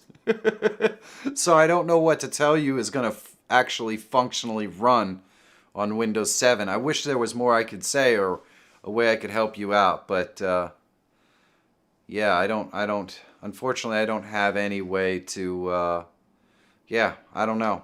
I'm sorry. Boca is what's happening behind Monica right now. Yeah, kind of. Mm-hmm. Kind of. That's probably traffic or something through a lens. But she's on a green screen, right, hon? Yep. I'm on it. I'm in front of it. Yes. You are. Yep. Yep. There we go. You can see it right there. We have a collection of folks in our chat today. All right, babe. So what's next? Next is, can you suggest a good and easy method to send video from funeral grounds to systems wirelessly? Now they're using mobile with Zoom, but any other better suggestions? So, Repeat that question, please. It sounds I like got they're stuck at funeral grounds. yeah, they're trying to stream from funerals and they're using mobile with Zoom, but is there any Okay. other better suggestion? Yeah. Okay. So for something like this, essentially you're sending remote camera information or data to a central location where you're aggregating it and sending it out over OBS. And does he say what specifically the problem is? Just poor camera?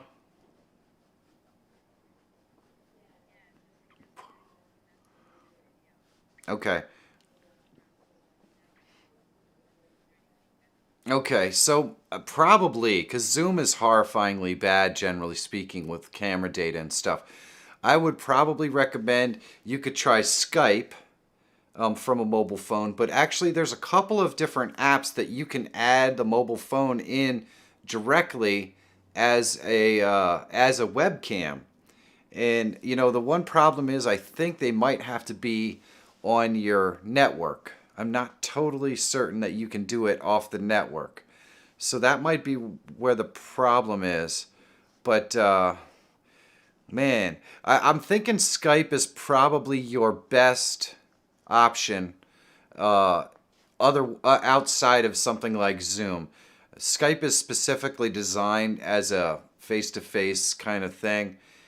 So you can film with the Skype and send it or be connected to somebody else. How to control OBS from remote devices like a cell phone. That's actually pretty easy. I have a video, Brian, coming up on how to do that. I just filmed it yesterday, actually. But you have to be on the same network, no matter what. To control OBS from your cell phone, you have to be on the same network. So, I don't know. Hopefully that helps you to... I would try Skype and see if you get a better result. And the beautiful thing about Skype is it's gonna work pretty similar to what you're used to with Zoom, and you're gonna have more control over the individual's video sources. So maybe try that and see if that works better for you. And I totally understand. I totally understand why you would want to do that, because, you know, people can't get to the funeral or something like that. It's nice to be able to watch it, especially right now. Let's go over and see what the next question is. Riff Live had a nice comment. I love you so much. I follow you and learn so much from you. From Belgium. Well, thank you, Riff Live. I appreciate that. How many questions we got left, babe? We're on question 28 of 41. All right. Well, let's do this. I use Restream.io chatbot to bring my consolidated chats from Facebook and YouTube to show up in one place, but I'm honestly not a fan. What chatbot do you recommend? Awesome. Let me go. Well, let's go over here, and I will get Michael to drop me a thing. Now, actually, we'll go over here. As you can see on the screen right here, I'm using Twidget. It's pretty awesome. I've done a video on it recently where you can integrate Twidget into your stream in a whole bunch of different ways, including if I go over to my main stream, my main screen, you can see that's integrated from Twidget. If I bring in someone's comment right here, it's Hadi says Skype is banned in his country. I can bring that up on the screen, but I can also aggregate all the chats from Twitch, Facebook, and YouTube into one place. And Michael T is going to drop that video in there so that you could check it out. And let's go back in and see what's going on with the question cam. What you got, baby? Next question is from Real Pixels. Hello, Real Pixels, as opposed to fake pixels. I What do you think those are? I don't know. Dude, those are not the real pixels, man. They're Those not, are the man. phony ones. How can you Faux tell the pixels. difference between phony pixels and real ones? I don't know, but this sounds like a joke. Is that a joke question? No, I really want to know. I don't know. Then you were asking the wrong person.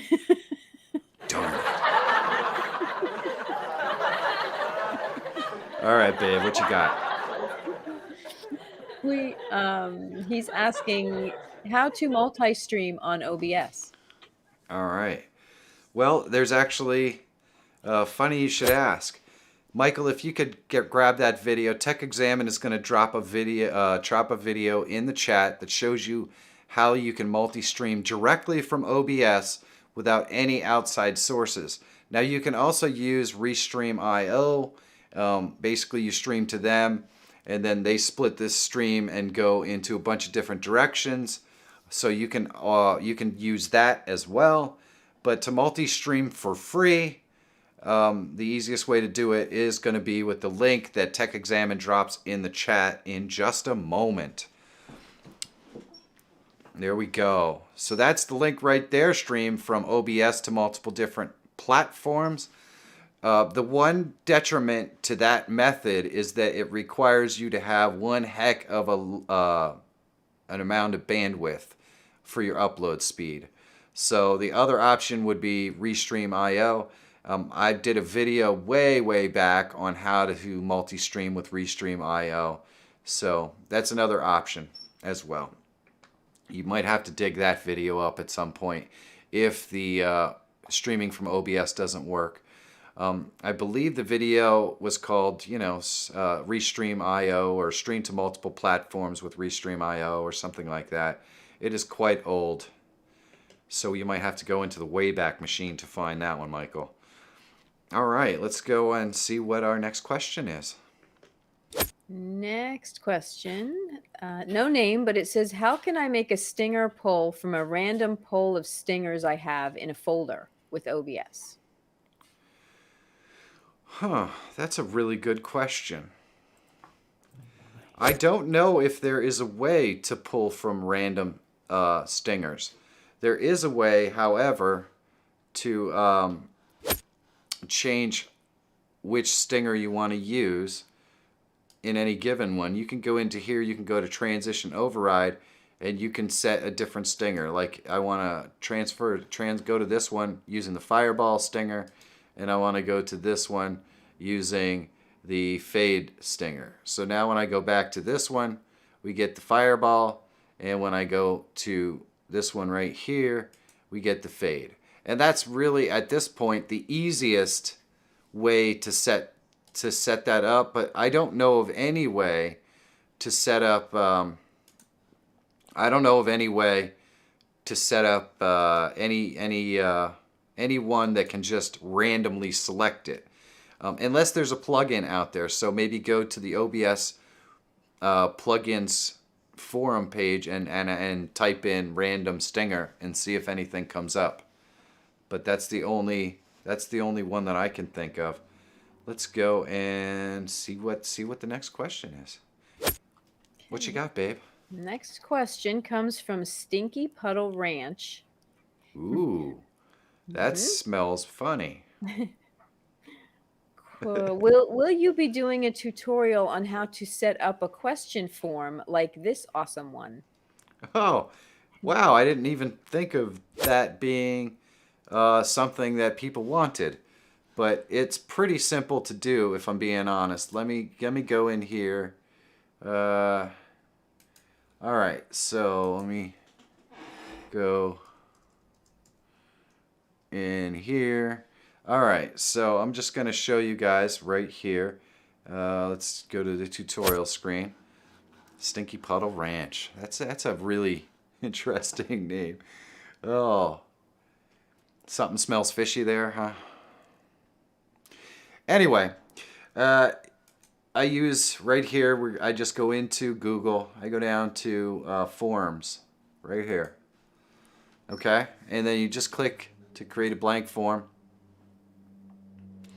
And you can upload your pictures, or you can use any of the ones that you want. Speed up form creation. I'll go away. And you just put your question in here, or you can set. Basically, this is how you do it. You just set it up in here. Your form description, and then you ask your question. You're going to get your responses in here. You can click it to accept or not accept once you get your form set up, and then you can set your settings in here. And what you can do is you go, when you want to share this out, when you're done, obviously you want to title it and everything, and then you would go to send, and then what you want to do is just get a link, and you copy that link out, and you can share it with your stream, and then your stream can answer questions in the form. So all I'm using is Google Forms to set up the form that I'm using right now. And then Monica just has this responses tab open, and she can run through all the responses. And that way we get, the reason why we set it up this way, I know it's a pain in the butt. People just want to ask the questions in the chat. I totally get that.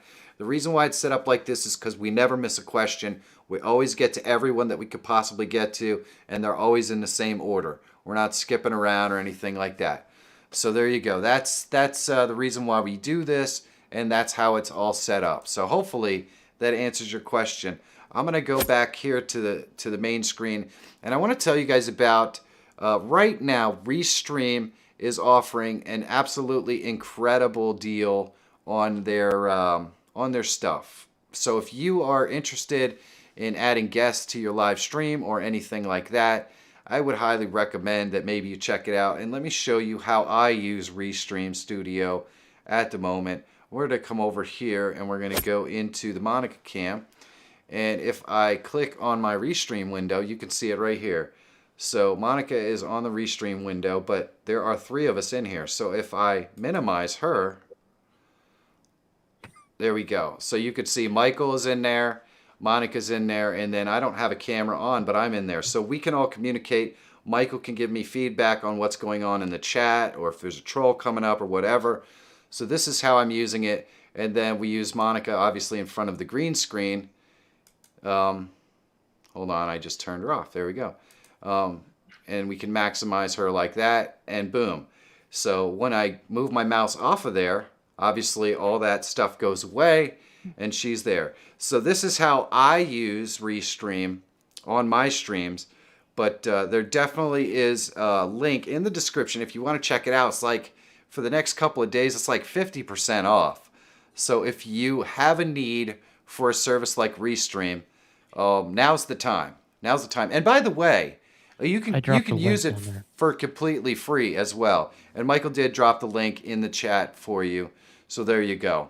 A little bit of shilling. How many folks do we still have in here? Because the chat seems very quiet. 53. We've got 53 folks. Are they just waiting for their questions to be answered? Did they fall asleep? Perhaps. Well, let us know you're still alive in the chat. And let's go ahead and get to the next question, Pumpkin. Okay, next question. There's no name, but it says, how can I play music from Spotify while streaming? I am on Mac. Well, the easiest way to do it is to set up to capture your desktop audio. Michael, there is a video that I just did a couple of weeks ago. It is called Capturing Mac Desktop Audio.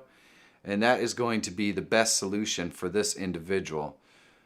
If you can find that for me. I think it's longer than a week ago. It's got a really crappy thumbnail, but it has been picking up lately because I think it's a very, very helpful video.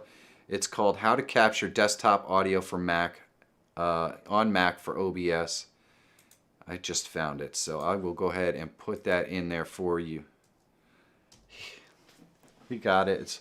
Is it 5 months old, really? Wow, man. 5 months goes by like whoosh. Because, you know, oh well. That's why you got to make every day count. I did beat you, but that... Oh, no! Stinky Puddle Ranch tipped $2.40. Thank you, Stinky Puddle Ranch. I want to go over here and see... Oh, no. Thank you so much for answering my questions. I cannot begin to explain to you how much I appreciate you, your efforts, and Monica. Thanks again, and stay groovy. Well, thank you, Stinky Puddle Ranch. That is awesome. And it appears that we've got someone from my old live streaming days in Ask Questions, Try Things, who has brought to us the strawberries. I'll bet you there's probably not too many people in this live stream right now who get the strawberry reference. That should be a video I play on here. I actually did create that as a standalone video.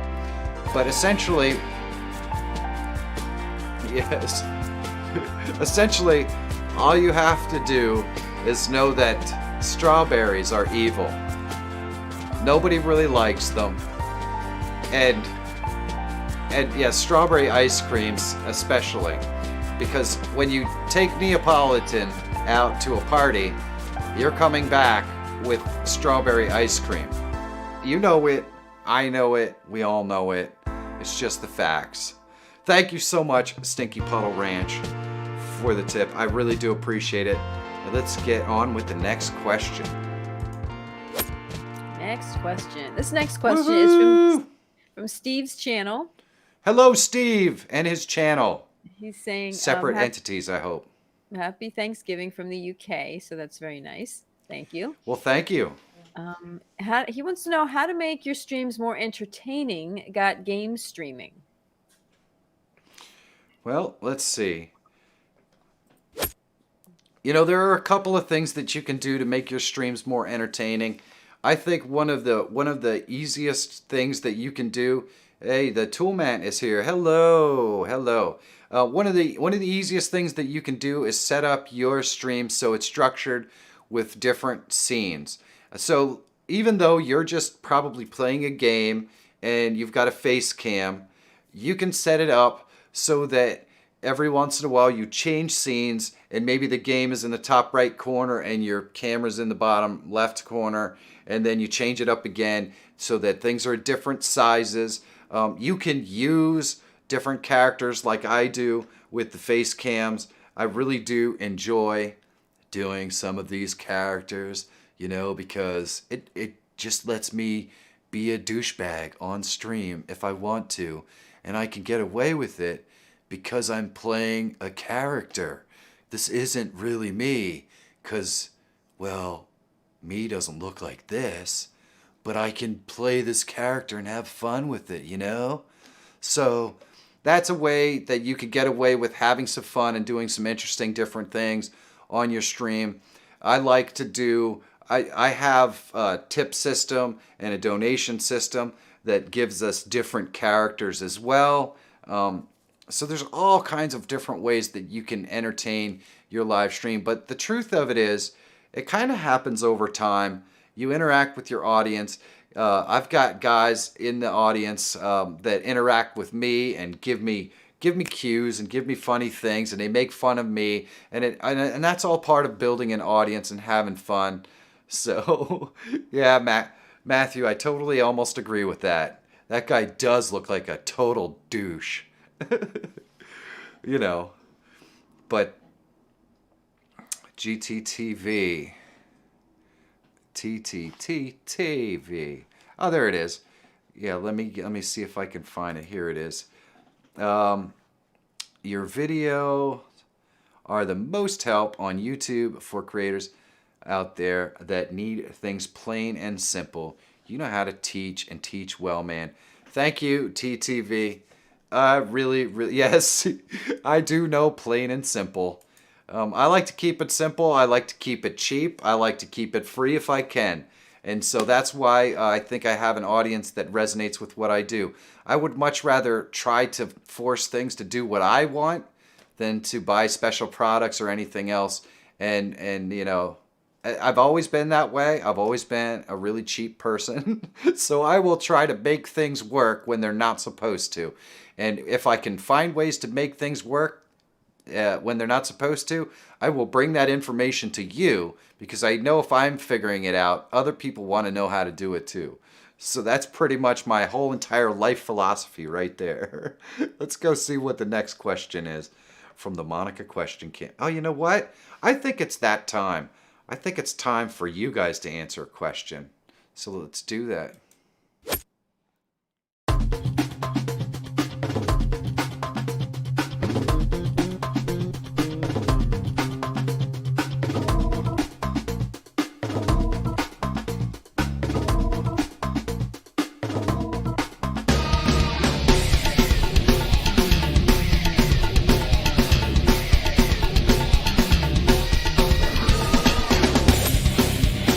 which is it, guys? You want more OBS tutorial content, or do you want to see me creating stingers and that sort of stuff for you to learn how to do that kind of stuff? Let me know with your ones and twos. A crash course on the Snap Camera app. Brian, I have 2 videos on that puppy. Can you post those videos for us, Michael, please? So OBS tutorial content looks like it's the early race leader. We've got some 2s in there. It's good to see that. All of the above. Thank you, Matthew Brown. It's cold there. It's even cold here. Yeah, organic gardening. Dave, it sucks here. It's cold. I don't like it. So we do have a pretty good mix here, wouldn't you say, honey? Voice mod and slobs. So Mac wants more slobs content. Well, believe it or not, I've had some Streamlabs OBS content in the pipeline for a while. So you're going to be seeing a couple of those come soon. But it seems like it's a really pretty good mix of OBS tutorial content and stingers and overlays. So that's cool. It makes me feel pretty good. Thank you, Down Force, for coming and hanging out. I appreciate it. Whole video music is drowning me out. Oh, look at that. Why is that so loud? Doggone it. There we go. Sorry about that, ladies and gentlemen. But anyway, it looks like we have a pretty good mix of 1s and 2s. And we had some really loud music there. So I apologize for that. I'm going to blame Monica on this one. So if you guys want to, let her have it about that, okay? Let her have it. Let's go to the Monica question camp so you can let her have it about that loud music. And it looks like we got a pretty good mix of 1s and 2s there. That's really encouraging. Thank you, guys. I really do appreciate you guys helping me out.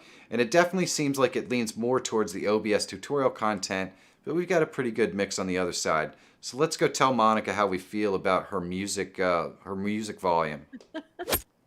Hey, babe, how's it going? Hey, it's going great. Hey, babe, I heard you have trouble controlling your musical volume. I did. I honestly didn't know anything about it, so I apologize in advance or after the fact. I apologize. Uh-oh. Oh, no. See me? Hello, Orion Kincaid. Thank you so much for the sticker. Oh, yeah. We're going to dance it out.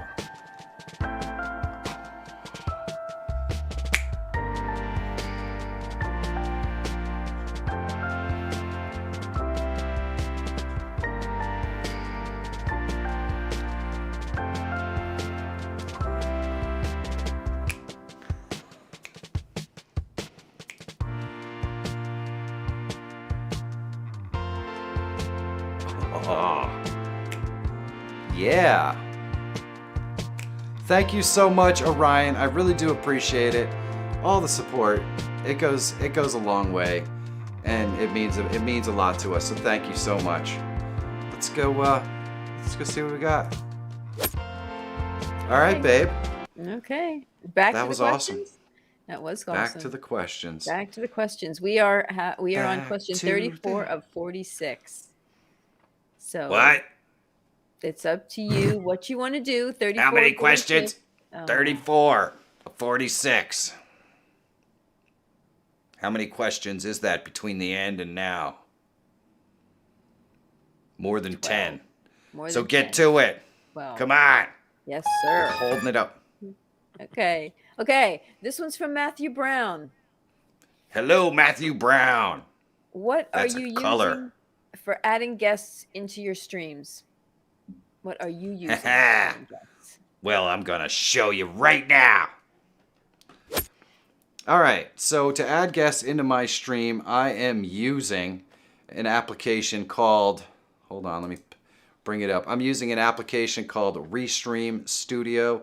It's created by Restream.io, and now is a great time to get in on it. There's a link in the description. I think Michael from Tech Examined we'll go ahead and drop a link in the chat as well, because there's like a huge discount going on right now. But let me show you what Restream Studio looks like. I'm gonna go into we're gonna go to our browser source, and you guys are gonna show up here, or not our browser source.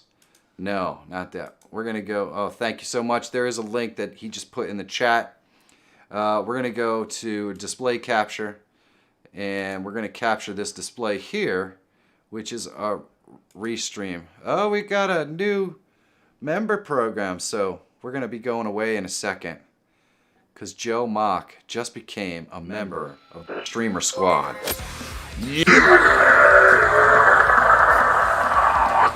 Welcome, Joe Mock, to the Streamer Squad.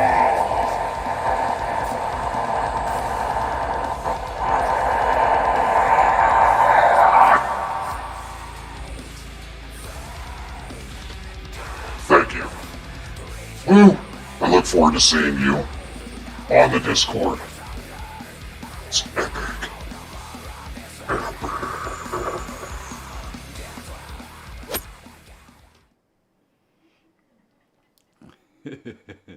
All right, so now we are back over here, and we're going to, so you can see we got Restream here, and if you want to see what that looks like, I have Monica's, I have it maximized, so normally it looks like this.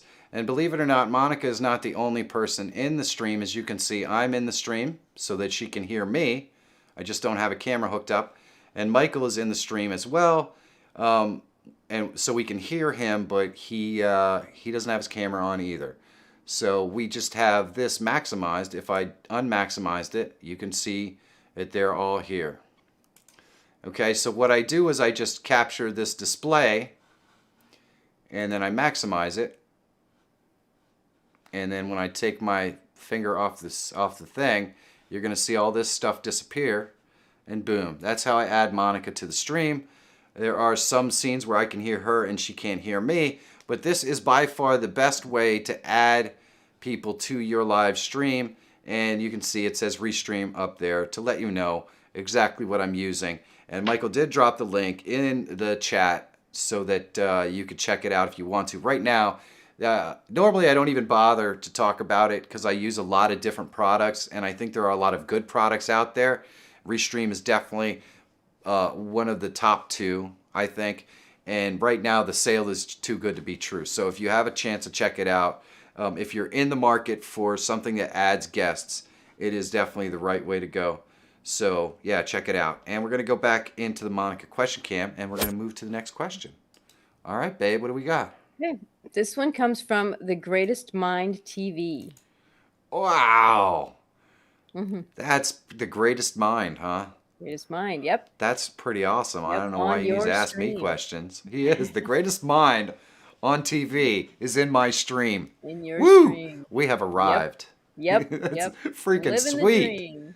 Yee! All right, let's do this, baby. Let's see if we Okay. can answer this question.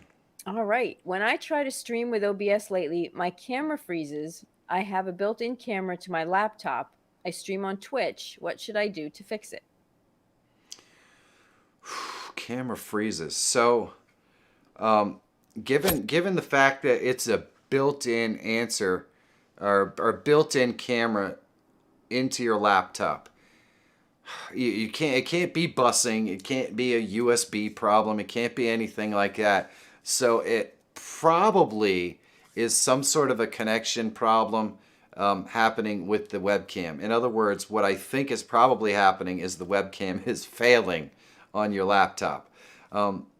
That would be my guess, because there's no real other explanation for it, unless maybe whatever webcam you're using is slightly incompatible with OBS, or it's just poor quality.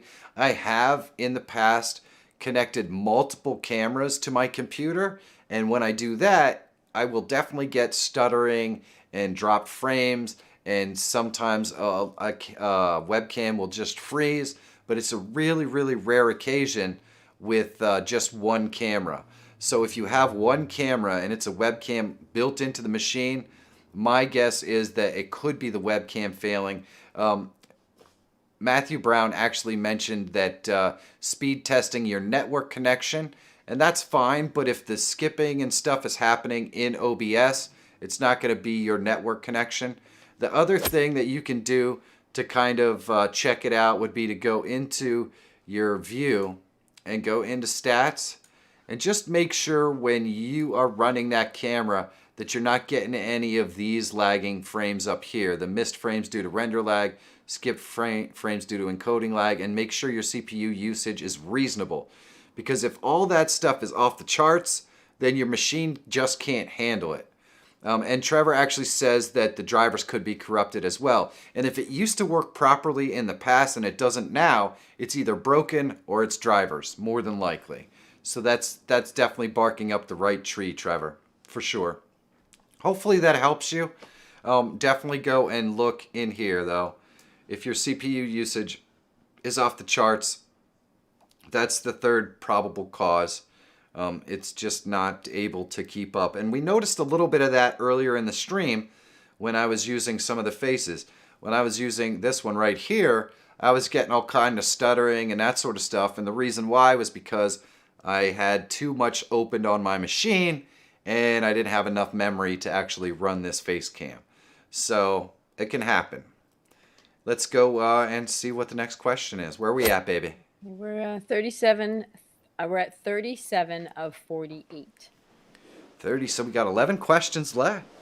Let's do this. I think we're going to keep the questions open for another 10 minutes and then we're going to close it down. So if you have a question, make sure that you put it in there now, because at let's say 10, let's go to 10:22, and then we're going to close the questions out. So now's your chance to get them in if you want them in, and let's go, baby. Okay. All right. Dimebag Darren has some questions. Hello, Dimebag. Yeah, It's saying nice to see you, brother. when going live directly from the YouTube app, what is the best quality I can send? Okay. So I believe directly from the YouTube app. And I think we're talking about the app that's specifically, well, there's two different types of apps we could be talking about. We could be talking about the one from the cell phone. And I think 1080 is the highest result that you can get from the app on the cell phone. You might be able to get 4K out of the app on a computer if you have a camera connected that will do 4K. But I'm guessing 1080 might be the highest that you can do on there as well. I don't think you can really start to stretch it into 4K unless you're using something like OBS. But I definitely know for sure that you can do 1080 on both the cell phone app and the computer app, going directly from the YouTube app. So 1080 would be the correct answer to that as far as I know. And let's go and see what the next question is. Okay, next question is also from Dimebag Darren, saying a couple of weeks ago you said you'd look into this. I have a Sam S10 Plus and a really good internet connection, and I use the YouTube app directly and still get 720p. I would like to stream at 1080, but can't get that to happen yet. So is that tied to the first question that you answered? Yes, it is. Okay. So the Sam S10 Plus, I would assume, is an Android phone. It's a Samsung phone that runs Android. I know that you can get 1080 from a cell phone because I used to do it when I streamed with my cell phone. So I know the app will do 1080, and I think it's funny now that we're talking about it. I know exactly what you mean. Let me see if I can get in here and poke around with it and show you, because I might be able to do this. Hold on a second.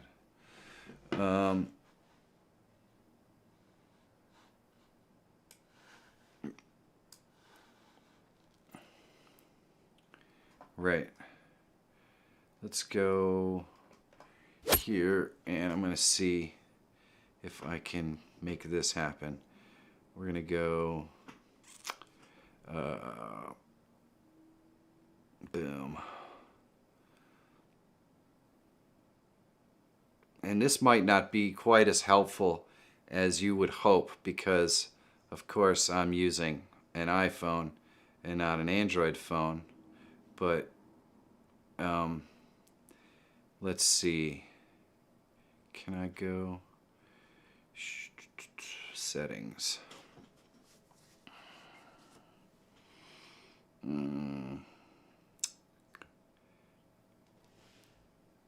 Oh, look at that.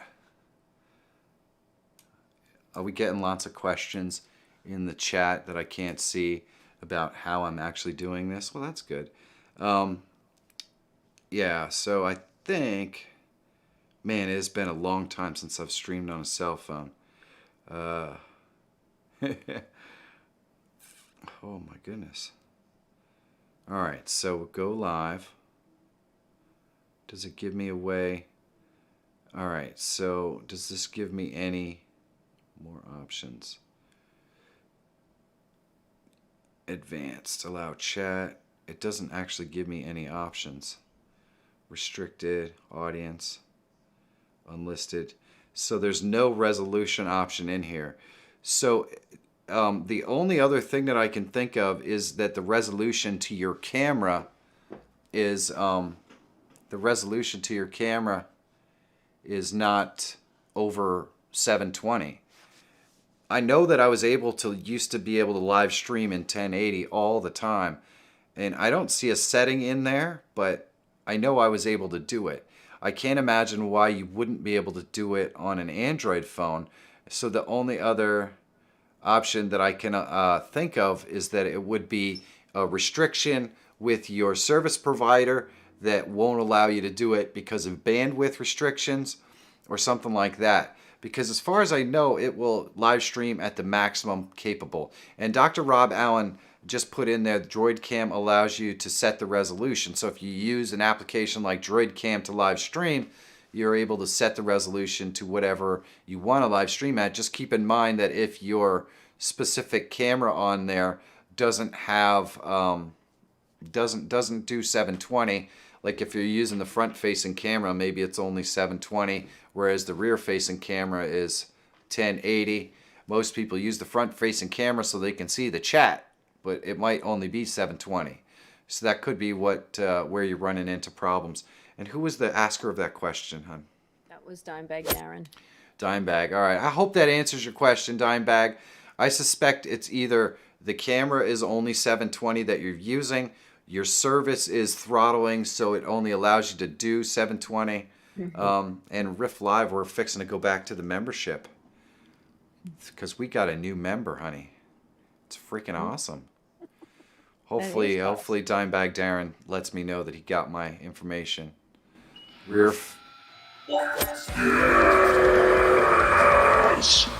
Hello, Riff. Welcome. Thank you for becoming a supporter of the channel.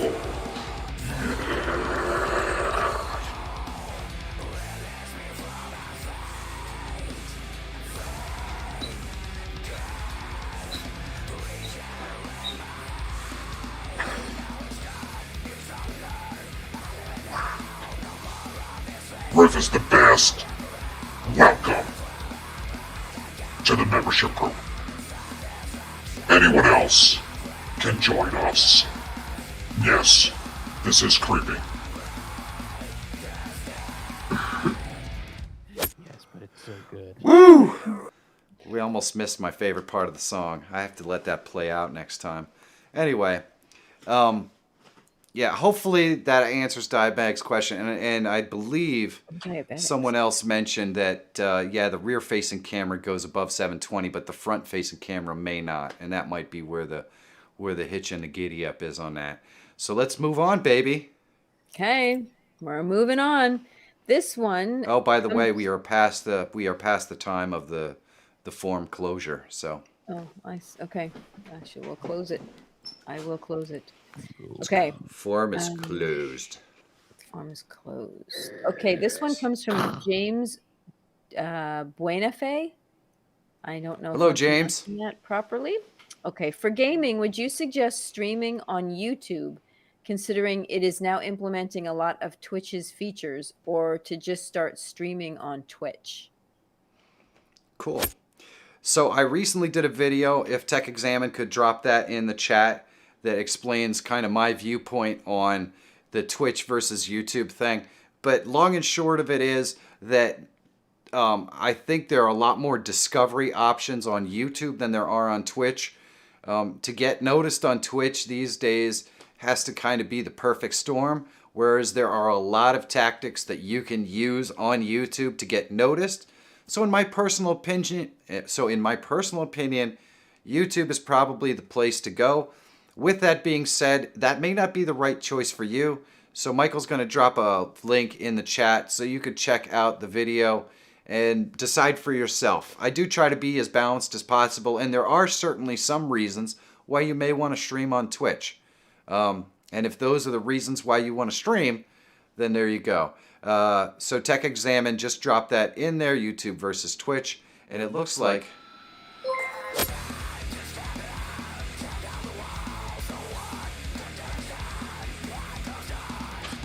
Stinky Puddle Ranch became a Streamer Squad member.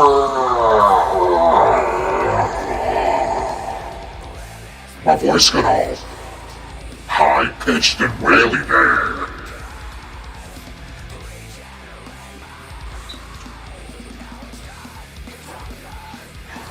Seems like Stinky Puddle Ranch is perfect for the membership program. Welcome. Anyone else want to join Stinky Puddle Ranch, myself and Trevor Bagnell, in the member program?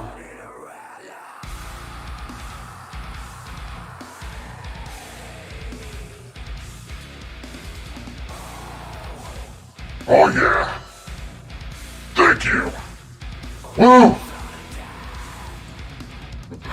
Oh goodness. Wow. I got way off track there. I'm gonna have to take a nappy after this. Oh goodness. Wearing yourself You know what, out. guys? If I just hope it's entertaining, and I really, really do want to thank everyone who's joining the member program. It's freaking awesome. I'm so excited to have all of you guys up there on the all up there on the Discord. It's gonna be awesome. All right, babe. What do we got next? Okay, this one comes from Blue-Eyed Skadee. The way you Hello, pronounce it. Blue-Eyed Skadee, another member program member. Yeah, that didn't come out the way it was supposed to, but either way. Hello, Blue-Eyed program Skadee. Yes. I am using Ryzen 5 AMD graphics card. What are the best stream settings for video output? Oh my. So I'm not super familiar with the Radeon 3 or Ryzen 3. Ryzen I 5. would have to, the 5? Ryzen 5. The Ryzen 5? Yep. Damn, man, it's like a foreign planet I've never been to. I don't know. I think what you should do is hit me up in the on the Discord, since you are a member, and we can share out your screen. I could take a look at what this thing can do and help you to figure out what your upload speed is and all that stuff, and we'll get you squared away. So do me a favor, sometime, hopefully this week, maybe Friday or over the weekend, if you have some time, hit me up and let's go ahead and we'll dig into it and we'll figure it out.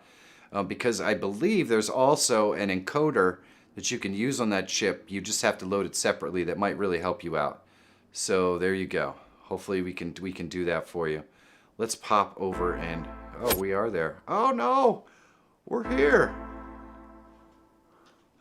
Riff Live super chatted. Thank you so much, Riff Live.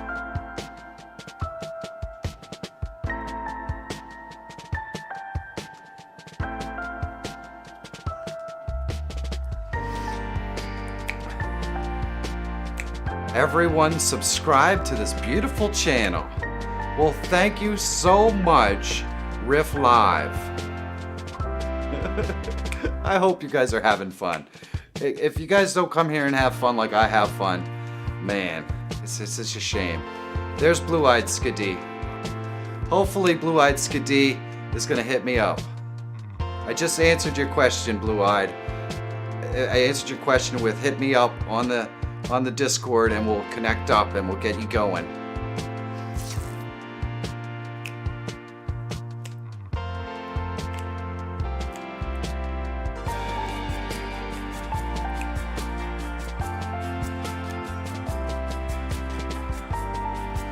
Oh yeah. Oh, I love it. I dig it. Let's go back here. I'm digging it. Look at my hair's all sassy and stuff. Woo! Oh, Michael said we've got a question going on in the chat. Something about processors and graphics. I can't answer specific questions on processors and graphics. I don't have. I apologize, Mohammed Dean, for that. What's the next question, beautiful? Next question is from Steve's channel. Hello, Steve, and your channel. Welcome, both of you. What are the best ways to use another camera in your live streams and recordings? Oh, well, the best ways to use them. Let me go over here. So there are so many cool things that you can do with multiple cameras. Obviously, you've got your face cam. You can use a camera that points downwards on your fingers or your hands or whatever. Switch around from one to the other. Oh yeah, Jelly's in the house. What's up, Jelly? You could switch it around so you could see your hands, or you can have the camera specifically on your hands while your face is going and while you're playing a game in the background so people can see what you're doing. There are lots and lots of educators out there that teach dance or piano or anything like that that use a second camera in order to put their feet or their hands or their guitar or whatever on screen while their face is on screen, so they could be talking to you but also showing you with their fingers or their hands whatever they happen to be doing. So that's a great way to use a second camera. You can also use a second camera to add some variety to your live stream. So let's say I wanted to go from this and I could switch scenes and have another camera over here that would show a different angle if it didn't look like a dumpster fire over there and it was something you wanted to see. So, you know, it all depends on the space that you have and things like that. There are even some really cool cameras starting to come down the pike that can actually track you. And I love this because I want to eventually have a camera, you know, my main camera where I can sit down and have a discussion. And then I want to have a camera that can track me to the other side of the room. I can sit at another desk, have another background, that kind of stuff. I think that would be a whole lot of fun. So there are cameras like that. There are so many cool ways to use a second camera. So hopefully that gives you some ideas. Let's Papa Cho. Ah, look at this. Hello. Let's see. I want to see if I can get this up here. Hello. A few months ago, you reviewed my channel and gave some pointers. Thanks. Doing fine. Not as fast as I would like, but doing good. Well, thank you. I appreciate that. I appreciate that. I hope you know, you just got to keep at it. You got to keep at it. Actually, it's a funny thing that you mentioned that. Michael and I took about 2 hours today to kind of review, to do like a yearly review almost on my channel to find out when things really took off and how they broke. And the reality is that I changed the process on one very simple thing that we got help on from someone else. And that changed everything. Now here's the reality. That one thing wouldn't have changed anything if I wasn't already doing all the other things right. So if you're not dedicated and producing content on a regular basis, in other words, 3, 2, 1 video a week minimum, if you're not producing consistent content every single day and all that stuff, if you're not working it every day and releasing content on a regular basis, no amount of somebody helping you or anything like that is really going to work. In order for you to grow and you know, have something on YouTube, you've got to be committed to the consistency, and you've got to get comfortable with that process and know that you can do it every single week consistently. And once you do that, then the little tweaks are going to make all the difference. And just one little tweak changed everything for me this year. And it was basically because I already had all the other stuff down, the consistency and the constant content and all that stuff. I just had to find the right constant content and the right way to present it, and that changed everything for me. So don't lose hope. But if you're struggling, it might be that you want to make sure that you've got the most important things already there. The love to do it and the consistency of the content. In other words, you're producing at the same time on the same day every single week for 6 or 8 or 9 months. And when you do that, then somebody can really come in and tweak you and help you to get where you want to be. All right, let's go back to Monica and see what we've got going on. What question are we on, Pumpkin? 41 of 52. Oh, wow. So we Yeah, did get it. We got almost 10 questions after that. Let's do this. Okay, how do I add audio in OBS from my Oculus Quest 2? I get the video from the website, but only my speaking mic picks up its sound. Am I doing something wrong? Only the speaking mic picks up its sound. So by saying that your speaking mic picks up the sound, that says to me that it's playing through speakers. So the first thing that you want to do is wear headphones and make sure that you're sending the audio to your headphones. The next thing that you can do is capture the audio from your desktop. Now, I did a video recently, and maybe Michael wants to drop the link in there to separate out your audio, so you could just select that specific app. But if you want to just capture all your desktop audio, you go to Audio Output Capture, you drop this down, you select the location where that audio is playing. If you're live streaming, it should be your headphones, because you can't have things playing out of your speakers or you're going to cause feedback.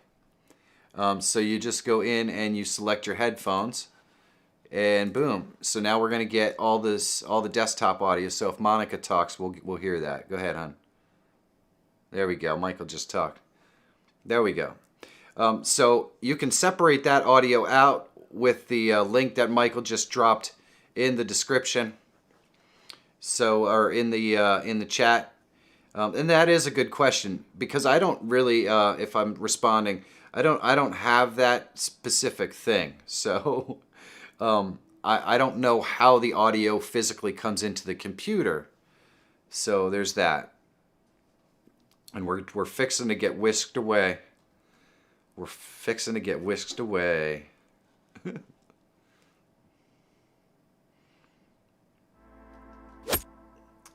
All right. Lifetime Teammates super chatted. Well, thank you so much. It says, Michael, your channel is so underrated. We find it so useful in our and your tutorials and new discoveries with plugins, etc. are so helpful. Keep up the good work. You're helping lots of creators. Thank you. Lifetime Travel Mates, thank you so much for supporting the channel and for giving me the awesome feedback. I really, really do appreciate it. Now dance. Yeah. I'm just gonna let that hair fly in the wind.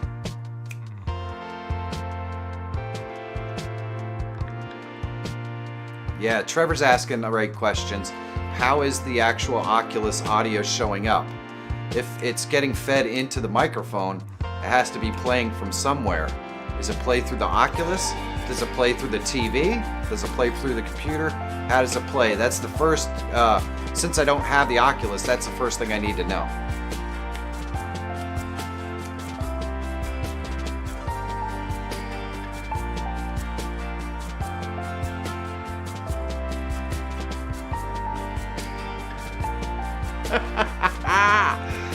Oh, Lifetime Travel Mates.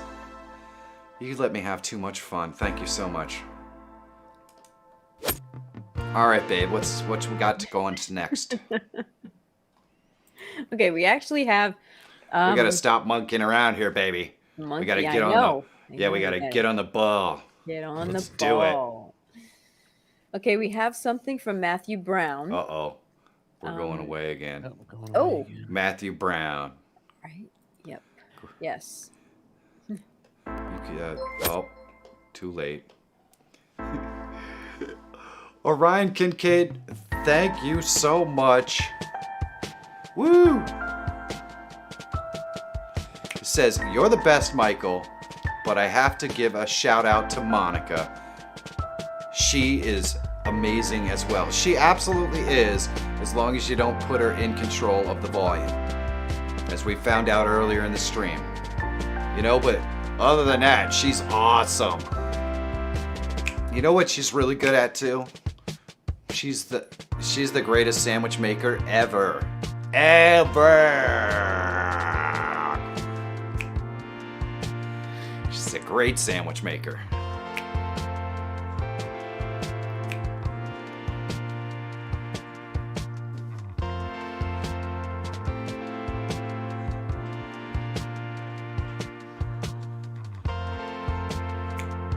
Woohoo! Man, I love you guys. I'm having too much fun. All right, let's get back here. Hey, baby. Oh, hey, it's me. Master sandwich maker. Bad Okay. volume adjuster. Well, you know, I'm not in control of the things that happen on this channel. I just read the questions. So that's all you. That's all you and your magic fingers. You have to take care of all that. What'd you say? You're not in control? Oh, man. Not in He's control of back what? again. Were you bearing down? Don't No, do no. that. Don't bear down. No, we know that's See, your watch thing. what happens. No. See, that's what's going to cause me to lose control, and I don't want to do that. Yeah, don't do So, that. Don't bear down. Don't bear Don't lose down. control. Isn't that? There's a song in there somewhere. I heard that too. I'm thinking that sounds like a song. All right. What's up? Okay. What's the next question? Okay, well, Matthew Brown says he'd like for you to test his Switchboard IO account.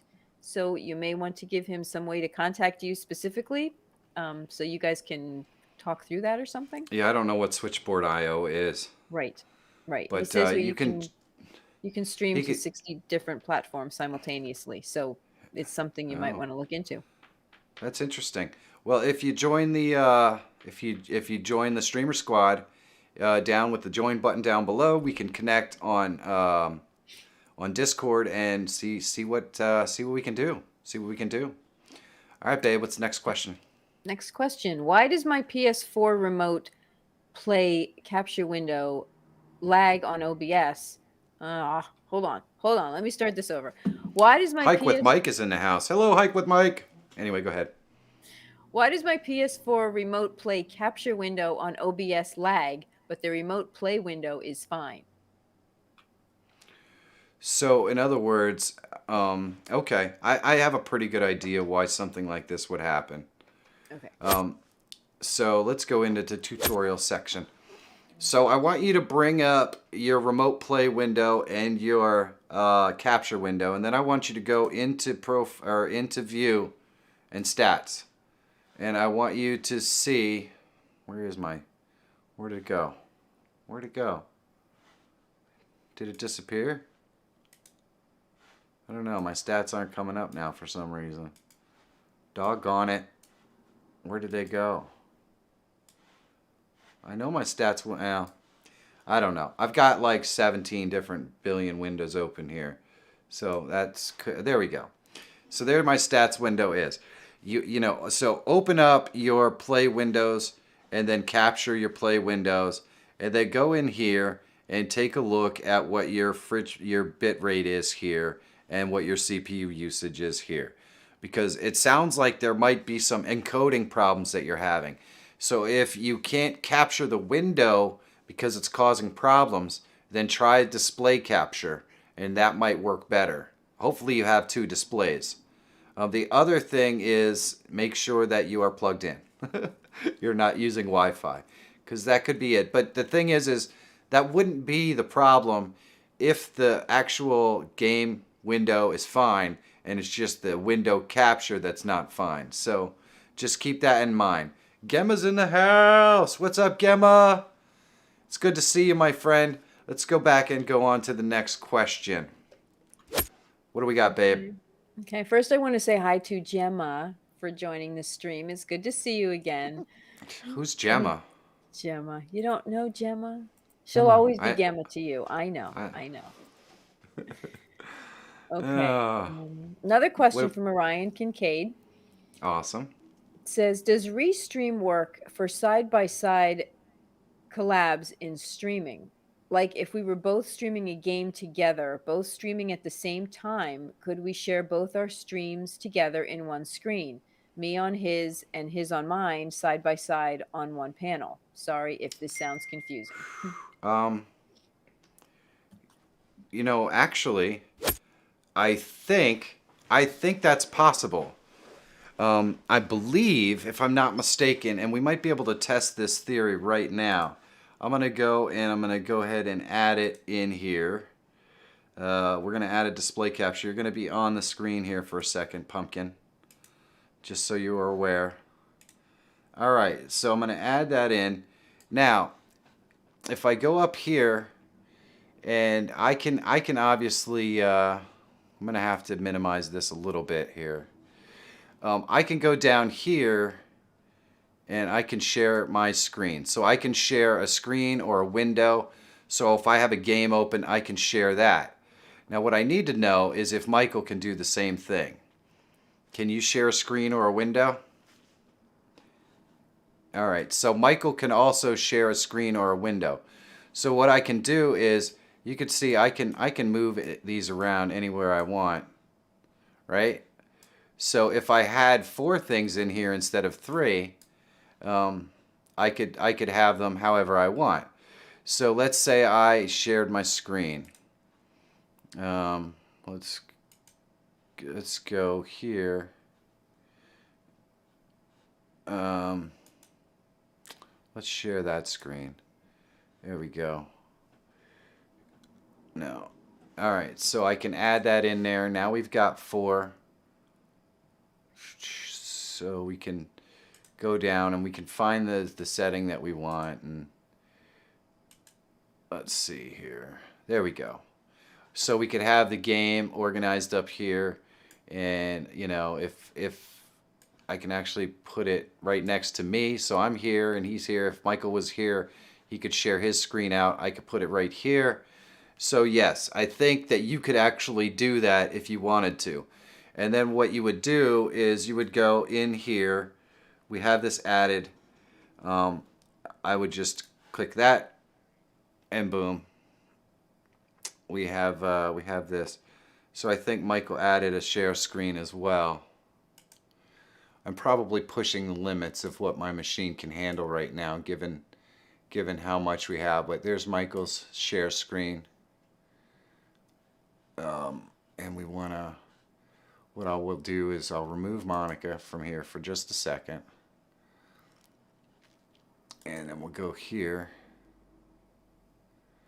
So basically Michael's sharing his screen, which is this one right here. I'm sharing a screen, which is this one right here, which is kind of glitchy right now. I don't know what it's sharing. It might be a problem because I'm sharing like 6 different screens. Oh, I know what it is. It's because I think I might have just crashed that. No, there we go. Anyway, it looks like we could actually do what you want to do. We can share it with that one. That'll work. And so now I've got to add it in there. Yeah. Anyway, I think the long and short of your answer is yes, you could do that. We are sharing screens, but you could easily do this with games. So basically, this is my camera and my game. This is Michael's camera. This is Michael's game. You can definitely do it. And it's pretty easy. It's pretty easy. Yep, this is your game. So there we go. You could probably remove that so that we are not... I got it. There we go. Yep.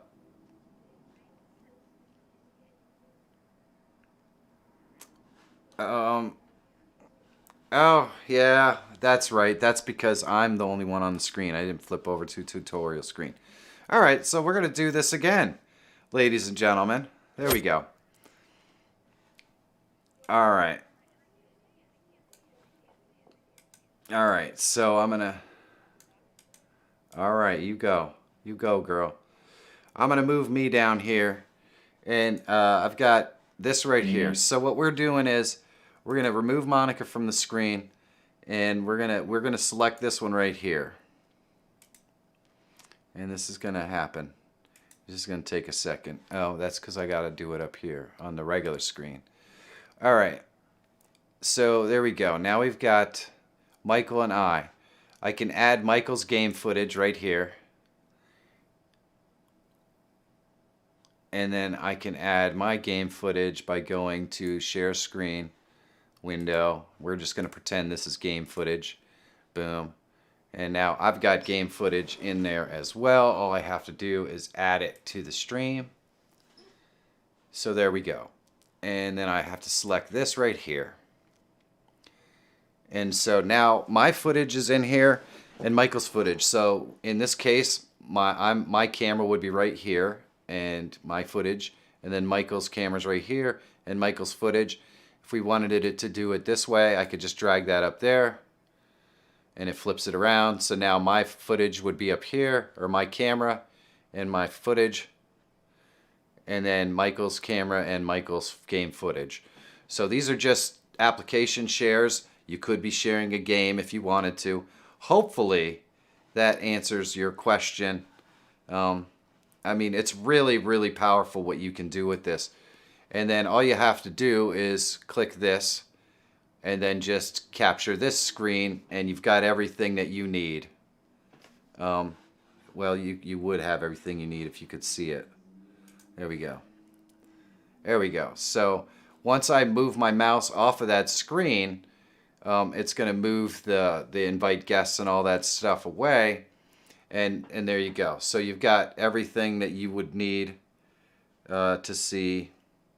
And if I put that other screen up there, that's going to get in the way. But there you go. So hopefully that answers your question. Now I have to go back in here and get it all set back up so we can bring Monica back in. And we're going to disconnect that. We're going to disconnect that. We're going to add Monica back in here and we're going to maximize her. And we're going to be just about back ready to go. Hopefully all that answered your question. I know it was a long way to go around when you show the whole process while they're not even on the screen. Oh, Matthew Brown asks if you are folding clothes. So there you go. All right, let's go back and see what. Here we go. What question are we on, Pumpkin? 45 of 52. 45 of 52. So we're getting there. Let's do this. Getting there. Yes. Next one. Audio level question. How do you avoid music killing voice? Even when the audio on the music is turned way down, around -9 decibels, it still seems to blast out voice. Yeah. Needless to say, Monica's still struggling with this from earlier in the stream. But if I'm being honest, it's a matter that most most people that do sound engineering would tell you that it's easy. There is an actual way that you can use an equalizer to turn down aspects of audio music that generally tend to interfere with voice to make it much easier. It's a trick that people use when they're creating video content all the time. But as far as how to do it in OBS, really all you can do is just turn the video down too much, or you can, or the other thing that you can do is talk louder. You can tell that usually I do a lot of very loud talking, so so that a lot of that is because I use music and that sort of stuff in my content. But I don't know the actual magic number because every little bit and piece of audio has different dynamic ranges and that sort of stuff. So it's hard to say. You might just have to listen to it and adjust it as you see fit. Brian Vaughn says it's in the sound devices. they need to adjust their mic volume. Yeah, that's exactly right. You could turn up your own mic volume, and I can show it over here. Let's see. I got my camera in the way again. But if I add my microphone in here, audio input capture, and I add my microphone in here, you know, I can adjust this right here as well. Or I can push the gain up. If I go and I right click and I go to advanced audio properties, I can actually adjust the gain right here to maximize or add more decibels to my audio as well. So there are a couple of ways that you can adjust the audio too, but you really testing is the only way to get it right. So there you go. Let's go and yeah, unfortunately, Hub, we did close the question form because we still have enough questions to take us well past 11. So I apologize, but we do this every Wednesday, so don't be a stranger. All right, babe, what you got? Okay, next question. There's no name, but it says, I want to make or get a new PC for streaming, not playing, just streaming. What is the low-end specs that you would recommend? I stream on YouTube.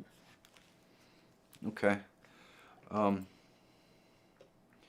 Let's go over here. All right. So the lowest specs I would recommend, 16 gigs of RAM. I would say that you could get away with a Core i7. It doesn't really matter if I'm being honest. If it's an i7 or an i9, you're going to be fine. And then I would still recommend an NVIDIA card. You don't need a 3080. You don't need a 2080. You can get by just fine with even a 1060 or a 1080 that has the encoder chip on it. In fact, my card, my video card that I use in this machine is a 970. So it's forever old and it works great. So you don't need to break the bank to get a video card or a new video card or anything like that. A 970 or something with a dedicated encoder chip on it will do just fine. So basically i7, 16 gigs of RAM, and an NVIDIA graphics card that can be even a 1060 or whatever. Some of those are pretty inexpensive at this point if you can find one. And other than that, you know, just a reasonably decent amount of hard drive space, but you don't need anything crazy either. Looney Cal, thank you for subscribing. If you're in the chat, let us know you're here. And hopefully that answers your question. Let's go and see what else we got. What do we got, baby? You are looking good tonight, by the way. Well, thank you. Thank you. I appreciate that. It says, help, my alert box isn't showing up. Please do a tutorial for it. I watched all your tutorials, but I still can't fix it. Well, the only other thing that would make sense is if your alert box not showing up is that it's behind something else. So let me show you what I mean. Let's go and remove this. And we'll remove this. And what I'm going to do is I'm going to load in my camera here. So we're going to go to video capture device. Blah, blah, blah. I don't need to load a new one in there actually. We'll go to the first scene. There we go. We already have one in here. And then if I were to load a video in here with a media source, doesn't really matter which video. So we'll go to the old standby. Boom. And as you can see, you cannot see my video because this video is over top of it. So if I move this one down, then you can't see that video because that's over top of it. Well, I can promise you that if your browser source that you're using for your alerts is underneath your camera device or whatever is on the screen, you're not going to see it. The browser source needs to be on top so that you can see it. If you followed everything else, that's the only possible thing that I can figure as to why it's not working. And if you're using Streamlabs alerts well, I've had weird wonky problems with those anyways. Try to go to Stream Elements. But if you're using Stream Elements, they just work. They always work. I never have a problem with it. So the only thing that I can think of is that you have it underneath something, and that's why you can't see it. That's the only possible thing I can think of that would cause that. All right, babe. What question are we on? We are, excuse me, we are on 49 of 52. However, 49 and 50 are asking the same thing, so I'm going to read both of them, and you can address both of them at the same time.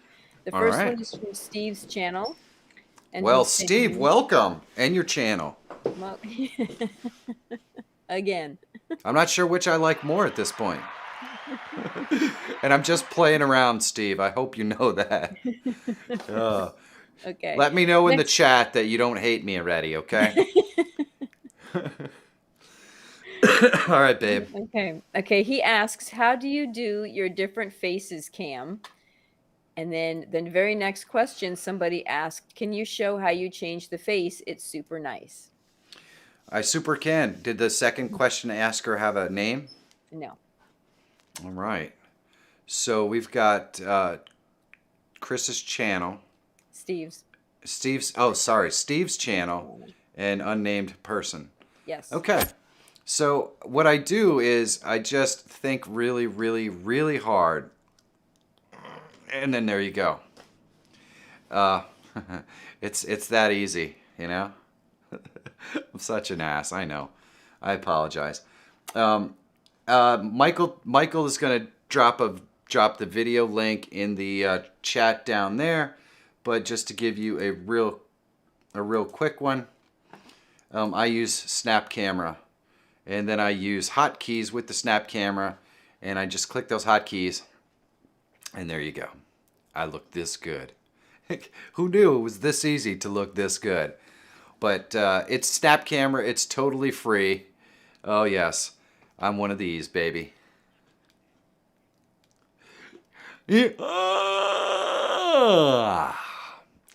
Yes.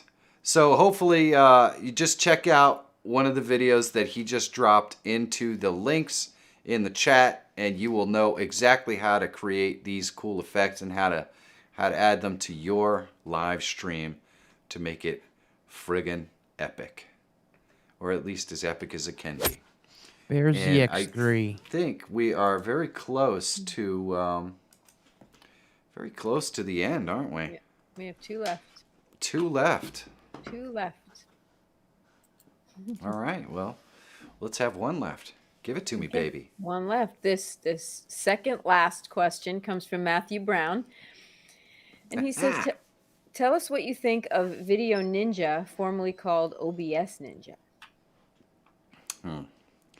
I've done a video, I think, on OBS Ninja before. I get a lot of people talking about it recently, so I think it's probably come a long way since its OBS Ninja days. And I think it's time for me to kind of revisit it, check it out, and see what it does these days before I give a full-fledged opinion on it. But I think back in the day when I was checking it out, it was basically just a way to use your iPhone and your cell phone in general as a webcam. So as far as using your iPhone or your cell phone as a webcam, it worked okay. But I have so many people asking about it that I really need to kind of check it out and do maybe another video on it, take another look. So my opinion on it is that when I used it before, it worked, it was okay. But I need to check it out and learn a little more about it before I can really tell you what I think. So hopefully that doesn't discourage you too much, but we'll definitely have to check it out. And this, I think, is the last question, isn't it? This is the last question, yes. I don't understand. How could this be the last question? I thought we had a lot of questions, and then we went through some questions, and then next thing you know, yeah. My No goodness. questions. There has to be more questions. We just can't have no more questions, right? Well, unfortunately at this time there are no more questions. We have to say goodnight sometime. I don't want to go to bed. That wouldn't be nice. Come on now. What happened to all the questions? We don't have No! questions. I want more questions! And you know what the worst part is? What? I turned the form off. That's You- why there's no more questions. You did. I It did was this to all you. myself. You did. I don't know why I did it, but I can't help it. It's just, I'm gonna be okay. I'm gonna be okay. Let's get to the last question. You're gonna be okay. I think you're gonna like this question. We'll This is see. this is a very good question. It's actually a really nice way to end the stream, actually. It's from Orion Kincaid, and he says, last question, Michael. When are you getting your own star on the Hollywood Walk of Fame? You deserve one. Oh my goodness. Oh my goodness. All I have to say, and that was what was the name? Orion Kincaid. I do not do this because I ever have any sort of goofy fantasies about any kind of being famous. I mean, you've seen me, okay? That's not going to happen. I do this because I really do enjoy learning about tech, learning about live. I love live streaming. As you can tell, I think you guys come here to have fun because you can see that I'm having fun. So that's why I do this, and I want to introduce other people to the joys and the fun of live streaming and hopefully help people to have a little bit more success on their YouTube channels as well, if I can. And that's why I do it. This guy's not going to get a star on the Walk of Fame anytime soon. But to have an audience that appreciates what I do and is helped is more than good enough for me. I really do appreciate that, though. Let's pop back into Monica Cam so we can wrap this puppy up. All right, babe. So what do we got? I guess that's it, huh? Yes, that is it. That is it for the questions, and that is it for me, I guess. Oh yeah. Does that mean it's time for some loving? Not with you. What? Why not? We still Come haven't on, decided. I still haven't agreed to meet you for coffee somewhere. So you just have to share. Fine. Well then, I'll see you. I'll see you next Wednesday, babe. I know you're gonna change your mind then. Great. Well, you come back or not. It's up to you. I don't know how you can say no to this, man. Just look at this. Look at that. And the crickets are serenading us. All right, babe. Okay. All right. Well, I want to thank everyone for coming into the stream and all the Thanksgiving well wishes. I want to say happy Thanksgiving to those of you in the U.S. Have a wonderful Thanksgiving and the day after Thanksgiving, whether you go shopping, cyber shopping, no shopping. I will not be shopping. It's not what I do on Black Friday, so I will not be shopping. I will just be enjoying a day off, and hopefully you guys do too. Have a great long weekend. For those of you not celebrating Thanksgiving, have a great end of the week and a great weekend. And we will see you back here next Wednesday. Bye, guys. Thank you, honey. You know, one of the things I love the most about living in the United States, and this is a humble brag, but we actually have a holiday every year that we just are supposed to be thankful for all of the things that we have in life. It seems kind of silly, I guess maybe to other folks in other countries. But I think it's kind of nice to we sit around the table, we get together with family, and we literally do talk about all the things that have happened in our life over the past year that we have to be thankful for. And maybe you don't actually have Thanksgiving where you are or where you live, but next time you get together with your family, definitely take a moment and talk about all of the things that make you thankful in life, because let's face it, you can just go on Twitter and find out all the things you have to not be thankful for if you really want to suffer. And there's just so many more good things in the world than all of that stuff. And you guys are definitely part of those good things. So do yourself a big favor and try to make every single day that you possibly can matter. Make sure it counts. And the best way to do that is to do something that you don't normally do every day. It is so easy to get trapped in the pattern of doing the same thing every single day, going to work, coming home, having dinner, sitting down for a half an hour, watching some TV, and then you go to bed. And what happens during that day that you're ever going to remember? Absolutely nothing.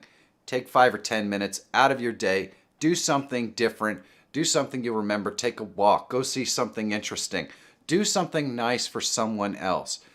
You're always going to remember the nice things that you do for other people, and more importantly, they're going to remember it too. We got to make the world a better place on our own. Nobody's going to magically govern us to do it.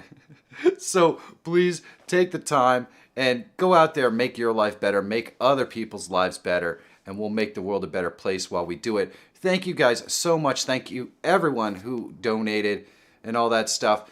This year we are making a big push. I want that 100,000 subscribers by year's end. I don't think it's possible, but who knows? We're going to work towards it anyways. Thank you guys so much. It's an honor for every single one of you who clicks that subscribe button. It means the world to Monica and I. And we'll see you here next Wednesday with your questions. I hope you guys had fun. I absolutely know that I did. I love you guys, and we'll see you next week. Today's video is sponsored by Envato Placeit. Placeit is a marketplace for all kinds of assets that can help you with your YouTube channel. Things like art and live streaming and video assets. You can create amazing face cams and live streaming overlays really easily. There are hundreds of templates, and each face cam and overlay can be modified with different designs, colors, text, and text fonts. The process is super easy, and you can even incorporate your own logo, or if you're like me, your own Placeit design logo, and you can put it right in your design. This gives you an infinite number of overlays and face cam possibilities for your live streams. And they're so easy to create, you can use a different one every time you live stream if you wanted to. So please, click the link in the description and check out Envato Placeit for yourself. If you have the means, supporting the sponsors that support the channel is a great way to help me keep making awesome content that helps you. So thanks.